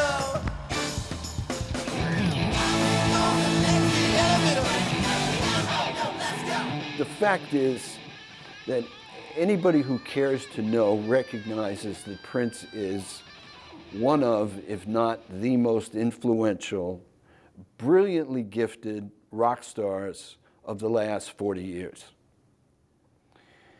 There is no question that the younger artists, particularly in the black music realm, basically worship him as a mentor, as someone who opened doors for them, in incorporating rock and other elements into the music. He arguably changed the music and what was expected of and what was appropriate for a young black artist to do. And he's an icon to anybody who cares about that kind of stuff. So the fact that he has that kind of influence, and the fact that someone as hugely successful and contemporary as Beyonce would give him that kind of dap on stage in public is a smart move, because it reminds the casual fan of his iconic status. It's seen as this great reemergence of a guy. Where's he been for so long? Oh my God, look at him. And there's a sort of certain Vegas-y aspect to that performance, but he totally nailed it. He's looking great in his purple suit. He's with Beyonce. They're, you know, trading off each other, and you know, for a sort of brief slot on the Grammys, it's a fantastic sort of return to prove that he's a great hit-making machine, remind people of these hits in the first place, and sort of sets himself up then for, you know, one of the greatest successes of his career. Prince capitalized on the Grammy performance by holding a press conference in which he announced a forthcoming album, Musicology, and an accompanying tour, while also objecting to talk of a comeback, noting that he had never gone away. Both the album and tour were enormously successful. Musicology climbed to number 3 on the Billboard chart and was nominated for 5 Grammy Awards, while the tour was the year's #1 concert draw, giving Prince his longest run of gigs since Purple Rain and pulling in an estimated $87 million. Speaking of comebacks, Prince played 2 sold-out shows at the Air Canada Centre this past week, and the concert-goers received his latest CD, Musicology, and they were entertained to more than 2.5 hours of new songs and, of course, classic hits. The best concert I've ever seen. I feel that I can die now. I saw Prince. I'm so happy. That guy has moves. I love it. I've never seen a concert so magical. Hearing his hits again were awesome. Did you guys buy any merchandise while you were in there tonight? No. Was it really expensive? It was extremely expensive. That little t-shirt was $45, but it was well and worth it. No, too expensive. T-shirt started at $45. Yeah, $50, and went up to like $100 for like a little t-shirt. I bought a t-shirt. Yeah, how much was it? Who cares? I will frame it. The album's very good. Does it get the respect that it deserves? No, of course not. Because again, this is this moment where people are discovering that what they want out of Prince is this incredible live moment. And in a way, can you blame them? You know, there's Musicology. It's a great Prince album. Well, I got a great Prince album. In fact, I've got 6 of them. I don't know if I need another. Heard about party now, just east of Harlem. Dougie gon' be there, but you got to call him. Even the soldiers need a break sometime. Listen to the groove, y'all. Let it unwind your mind. No intoxication, let's see what I see. Dancing hot and sweaty, right in front of me, Oh, call it what you like. I'ma call it how it be. This is just another one of God's gifts. Musicology. Got to keep the party moving, like I told you. This is again why the music business transitions more into a live business than a recorded music business. Not just because people can get the recorded music for free, but because the live business, sometimes they refer to it as a perishable experience. You know, a little term of business that you don't hear much unless you're in the music business or the sports live entertainment business, anything that is a live moment. He's thought of as a perishable experience because if you're there, it's a once-in-a-lifetime experience. And when Prince is up at the Grammys, people realize, oh, snap. If I don't show up at his next concert, I might miss this. The Musicology Tour. Prince performing his greatest hits live for the last time. Center stage in the round. By overwhelming demand, 2 shows have been added. May 24th at Arrowhead Pond of Anaheim and May 26th at Staples Center. Don't wait. Get your tickets now at the Pond box office, Ticketmaster, charge by phone or online. Buy a ticket and get the new Prince CD free. Prince. He came to maybe a realization, maybe just a tipping point with things. Maybe he was just tired of a really small number of people caring about what he was doing. And when he would play the older songs at the concerts, he probably was struck by the difference in the reaction. So the 2004 tour, that tour was really, really interesting because you had both old songs and you had a few new songs, and it was the sort of classic model you see with a lot of artists today. He hadn't been playing the hits on a big stage for a really long time, so the 2004 tour was in many ways a comeback tour. He did play some new material on those dates. And it was like when you'd go to see the Rolling Stones. It's like, you know, they play Miss You and everybody jumps out of their seats, and they say, okay, here's a new song, and everybody takes a bathroom break. There was a lot of that going on. That was an enormously successful tour. It put a ton of money in his pocket. It got a lot of his swagger back, I think, and he just looked great, he sounded great, and people realized how much they had missed him. And by airing a lot of those old songs again, he allowed people to realize how much they had missed him. Musicology proved to be yet another innovative leap in post-Napster business practice. Leveraging his stratospheric popularity as a live draw, Prince gave away copies of the album with concert tickets as he looked to maximize revenue from his shows. To his enduring satisfaction, the results of the move provoked howls of protest from the major record labels, but it also sparked an industry-wide shift from CDs to gigs as the primary source of artist income. With the Musicology release in 2004, Prince went back to a major label again, this time Columbia, to sort of give them the P&D deal, the one-off deal with that. But he came up with an interesting deal this time round, and so they would put it in the shops, but he would be allowed to put it out through his website, the Musicology record store, which he launched, a sort of download store, which was a great success for him. But also he gave it away free with tickets to the Musicology tour. And this is where it starts to get interesting for Musicology and Prince, because what happened was Nielsen SoundScan ended up having to count those ticket giveaways because there was a purchase, because someone had given money and received the album in return. They ended up having to count those ticket giveaways as sales. They did it from the day that Musicology entered the store as well, but what it meant was that the album all of a sudden hit #3 in the chart and became an unqualified success for Prince, when really, he hadn't had a chart success in a long time. The rules were made by people who don't really play music, so I think some of them need to be rewritten. In fact, I believe SoundScan has already changed the way they're going to account for other groups in the future who use the same strategy here, but you've been grandfathered in for Musicology. Well, to some degree we have. All truth be told, SoundScan has not really counted all the albums that have gone out to concert goers. And the album is included in the ticket price, and we do get paid back for the album sale. At the same time, there's roughly 450,000 copies that they haven't counted. So, a stroke of brilliant luck, if nothing else, because all of a sudden he had a record that qualified for a chart impact. Those qualified as sales. Billboard quickly changed that afterwards. Yeah, I thought it was brilliant. You're using Columbia to manufacture and distribute the CD, but that's it. Talk to me a little bit about the role of music labels. Well, for real artists such as myself, I'm trying to make a career out of this. So I don't want to just have one album and then out of here. That's what a lot of young acts are about these days, and the record companies are cool with that because then they kind of get a disposable, quick fix off these young acts and then move on to the next one. They also don't have to make any long-term deals, which means that the act is going to make a great deal more money than just coming out with their first record. The situation I have with Sony is unique in the sense that they respect my career, and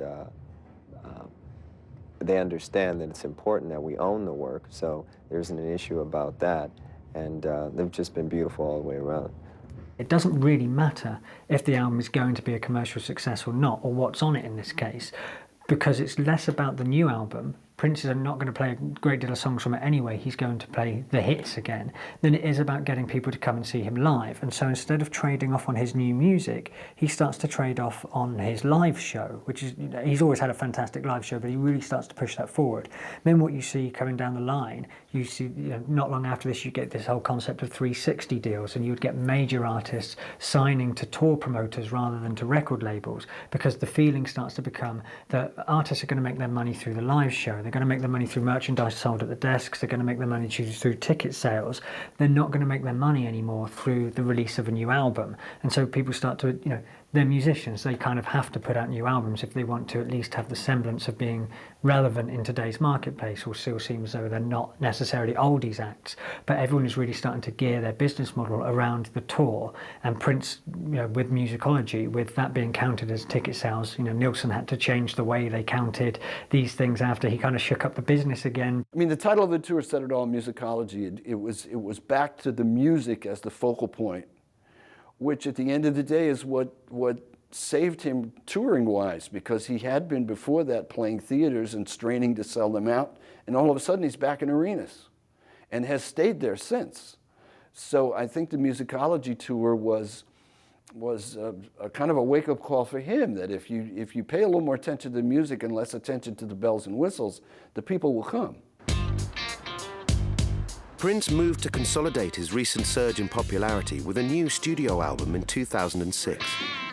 During sessions for 3121, he redrafted former members of the new power generation to help in assembling a collection of songs that would recall his classic sound. When drummer Michael Bland and bassist Sonny T arrived to start recording, they found that their former band leader was now carefully operating like a seasoned business executive. Thanks for coming, everyone. You once labelled your time at Warner Brothers as slavery, so why are you jumping aboard the biggest slave ship of them all? I don't consider Universal a slave ship, first of all. Mostly, the situation with Universal is similar to the one with Sony in so much as that I did my own agreement. It wasn't a contract. I don't believe in contracts, but I did my own agreement without the help of a lawyer, and sat down and got exactly what I wanted to accomplish the goals that I was trying to accomplish. We had made kind of an arrangement, because I don't think he knew how many songs he really wanted to record, or what was going to happen to any of it. So, we had literally like a formal agreement about, like, I think he had become more cognizant of just how business works. And I think for his own protection and to be able to, show the nuts and bolts of it, literally, we had like a contractual agreement before we played a note. And there was a sum of money, and it was real nice, and we probably cut 11 songs that night. Sonny and I were just kind of grooving for a minute, and he walked into the studio and picked up a strap, like, oh, this is cool. And that ended up being 3121, We were just checking for the engineer, and Prince was like, I saw him like, roll that tape, dude. And we were just boom, boom, boom, just grooving. He just grabbed his guitar and like, all right. Figured out what key we were in, and just away we went. It was like coming home for a minute, It's great. I mean, the sound is really tight, his guitar playing had moved to another level from the last time I played with him. And that's what the most you can hope for, is to be better than what you were 2 or 3 years in the past, if you're still working on your craft. I mean, if you get to the point where you just stop and then you just start being a novelty, it's time to just be a record exec at that point. So he's still constantly growing and changing the way I see it. I don't want to take my clothes off, but I do. I don't want to turn nobody on, unless it's you. I don't want to dance too hard, babe, but this is a groove. Yes, it is. It was his funkiest album in a really long time. He wasn't afraid to look backward. There were some synthesizer sounds on there that sounded like they came from Dirty Mind. There were, the first song on it sounds like something from the Black Album. Okay, his voice is very speeded or very sped or however you say it. Real fat, hard bottom, you know, lots of bass. It was a really swaggering album, but there were also a couple of good ballads on it, stronger melodies than he'd had in a long time. And it was also the first record he'd ever made with Universal, which got behind it and was able to play a pretty big role in making it a hit. I'm working up a black sweat. I'm working up a black sweat. I'm working.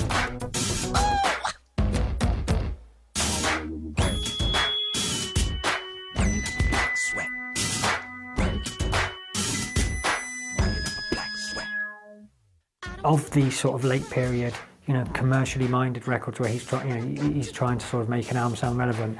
It's not a flawless album. It's not even a classic album, really, but it's the best of that bunch. It's the one where it sounds like he's trying a bit harder and he's, you know, putting a bit more effort into it.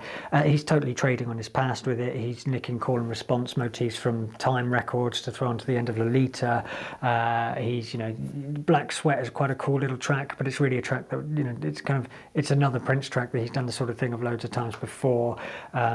You've got a song on there, The Dance, which is one of the main highlights of it, but that came from, you would have found that before on the Chocolate Invasion album, so that's an old song that he's kind of reworked and re-recorded for this record. So it's not like Prince has just come up with a modern Prince album, you know, that's the most amazing album ever, but it's kind of the most successful of those ones for me, I think. 3121 was the first Prince album to debut at #1, and it confirmed his mainstream comeback. Over the following year, he gave a series of gala performances, including a residency in Las Vegas and the halftime show at the Super Bowl, playing the hits under his newfound status as a timeless American icon. Belated recognition for his online initiatives also arrived, as Prince received a Lifetime Achievement Award at the internet industry Webbies. Though only a few weeks later, he closed the Mpg Music Club and announced that he was temporarily withdrawing from the web. I think Prince caved to his legendary status. I think he probably did that early in this millennium. I think that happened with the 2004 tour when he started airing the hits again. And I think he just decided to not necessarily stop, but not exclusively bang his head against the wall trying to get his new material across to whatever audience would listen to it.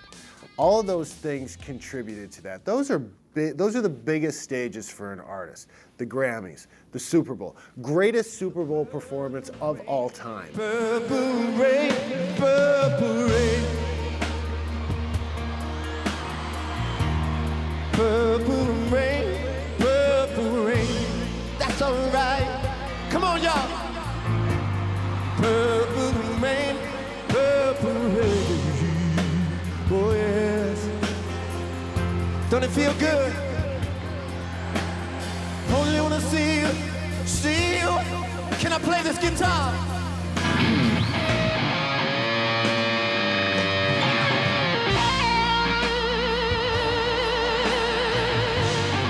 It's hard to imagine that ever being topped. He was at his best. He knew that dozens or hundreds of millions of people were watching him, and he owned it. He was absolutely phenomenal. Getting $5 million to play Coachella, all of those things are him accepting it, playing the Rock and Roll Hall of Fame, and stealing the show. Okay, Prince has always been one of the greatest guitarists of the rock era, but because he does so many other things, people don't really realize it. That really established him there. Even the guys on stage with him, you see them watching him play and they're just like, damn. All of those things were him finally embracing his legendary status and not shunning it. And in characteristic style, Prince used this legendary status to once again push the frontiers of accepted business practice. In July 2007, he released another new record, Planet Earth, for free on the cover of UK newspaper The Mail on Sunday. The giveaway was tied in with the forthcoming residency at London's O2 Arena. When both the 21 nights at the O2, as well as after shows at the Indigo 2 Club, sold out, Prince had established yet another new model for the live performance market and rethought the role of albums within the context of artist income. A lot of the songs on Planet Earth are very soothing for me. So it to me represents a time that he felt a lot of peace, a lot of calm, you know, of course a lot of spirituality. A lot of it was really melodic. I remember being on stage at our first sound check in the O2, and one of the songs we were singing, we were rehearsing, and I kind of got lost in the song. I closed my eyes and I missed some of the choreography transitioning. And I looked up, I opened my eyes, and there he was on that big stage standing right next to me like, I said, oh God, I'm sorry. He said, you were really into that. I said, yes, I was.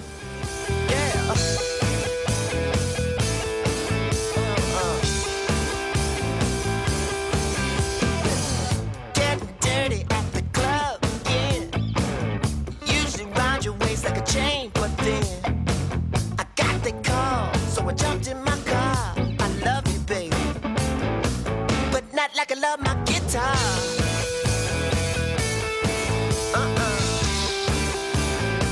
Not like I love my guitar. No. You couldn't do it all by yourself. You had to go and get somebody else. You're high enough to call me, but you can't reach the bar. I love you, baby.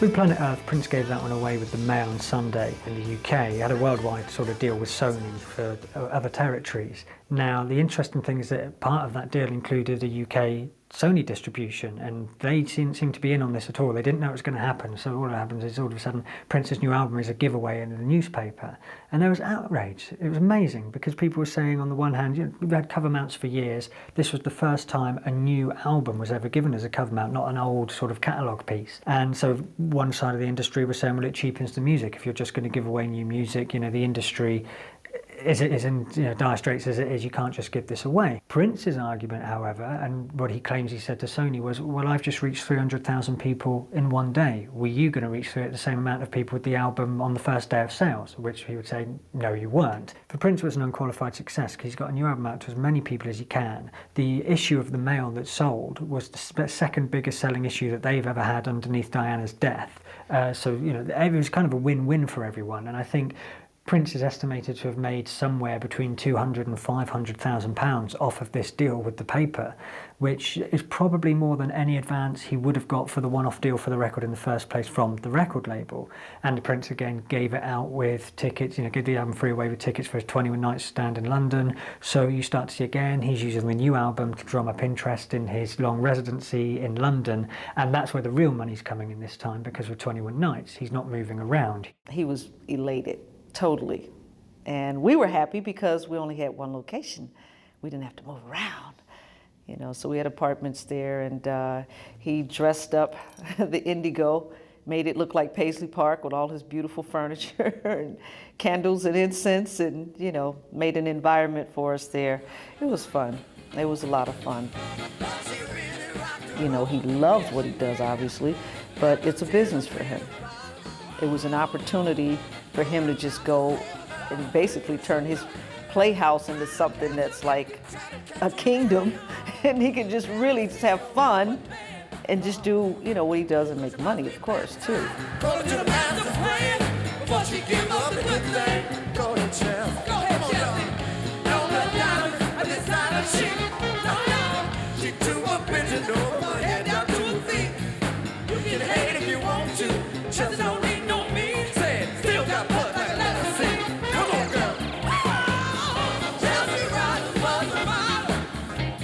After the O2 residency, Prince starts charging several $1 million for one-off appearances at Coachella, private parties, things like that. And you really get the sense that Prince, as an artist, is perhaps less interested in being currently an artist. He is more interested in staging live events that he knows he'll get sales, merchandise sales, and really seeing the money. Understand that the music industry right now is essentially a live industry. The recorded music industry continues to struggle. The live music industry had its struggle several years ago, but right now is enormously healthy. And that artists of Prince's stature could tour if they wanted to, year after year after year, playing the hits. Prince's approach to becoming the world's biggest independent artist was to do just that. Over the next few years, he continued to foreground live performance while looking for ways to experiment with new business models.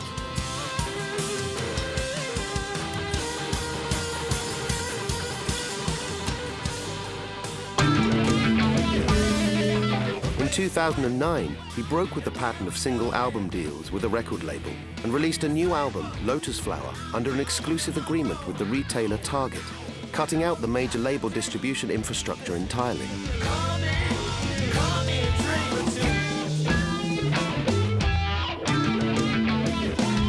3 new albums, including one from Bria Valente, all for only $11.98. Available this Sunday.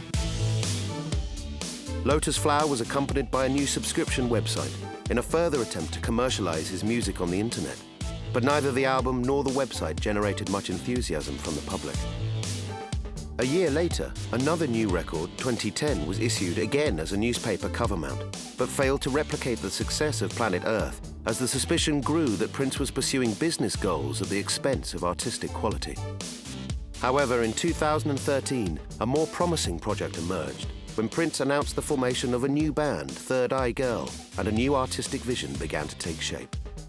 I would say that as Prince's career has gone on, certainly in this late stage, he is much more interested in the money side of things than in the new art side of things. I think the Warner Brothers thing, it kind of left his scars with him, obviously. And yes, part of the argument was that they were stifling him as an artist, but I think also it's quite clear from his actions that part of the reasoning behind it was that they were also getting more money than they should have for his work. Interesting to see what he does next, because he's got this Third Eye Girl project at the moment, which is one of the more interesting things he's done in a while. Instead of just being, turning out the hits, as you've heard the hits for years and years and years, he did that for the best part of a decade. He's now got a sort of all-girl, 3-piece power trio behind him, kind of hit or miss material, but at least he's trying again to find some sort of artistic interest. As Prince took to the road with Third Eye Girl, the issues that he first confronted 2 decades earlier continued to preoccupy the music business. Artists' rights, the digital economy, and how to commodify art in the 21st century have now become mainstream concerns, grappled with by musicians and artists across the spectrum of popular culture. What was first seen as a marginal tiff between a superstar and his paymasters has proven to be the opening argument in a much wider conflict. And Prince, a much misunderstood visionary, the leading thinker in the post-millennial music industry. Well, it always takes one. It takes one person to stand up and say, this is wrong, and I'm not going to take it. If you take it, you're an idiot, And I think Prince ended up being that figure, tragically, with no one really understanding, and having to stand on his own little area of land and claim it. A lot of people couldn't relate, I don't think. It probably is a precursor to a situation like Napster had with Metallica, where, you get these, bloviating, these bloated rock stars going, hey man, we have $80 million, but we're supposed to have, $200 million. It's because you people are stealing our music, and blah, blah, blah. And somehow they didn't, often when the wealthy make a stink about something, people are skeptical. And sometimes they're right to be so, and sometimes not. I really feel like the business world will catch up with him and will acknowledge the things that he tried. He was the canary in a coal mine for an awful lot of things. It's going to be interesting to see how history looks back on his business efforts, because he has tried almost everything.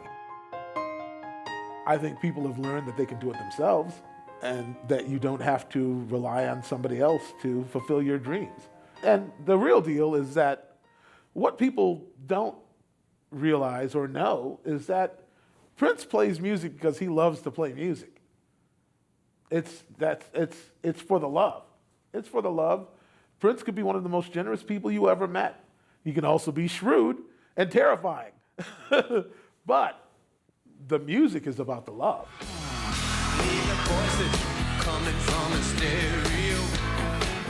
he's kind of found a place of comfort that he seems comfortable with, that works for him. And if you want to revert to measuring success in terms of numbers, the tickets he sells is phenomenal. And certainly suggests that the world at large recognizes the icon that he is, the enormously talented, gifted performer that he is. I think in some ways, the fact that he doesn't have to pretend to compete with the Jay-Z's of the world really puts him in a place where it may just be the best years of his career.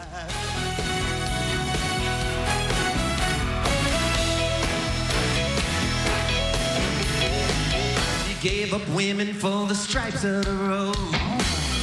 Learned the meaning of grace. That's when his cup over.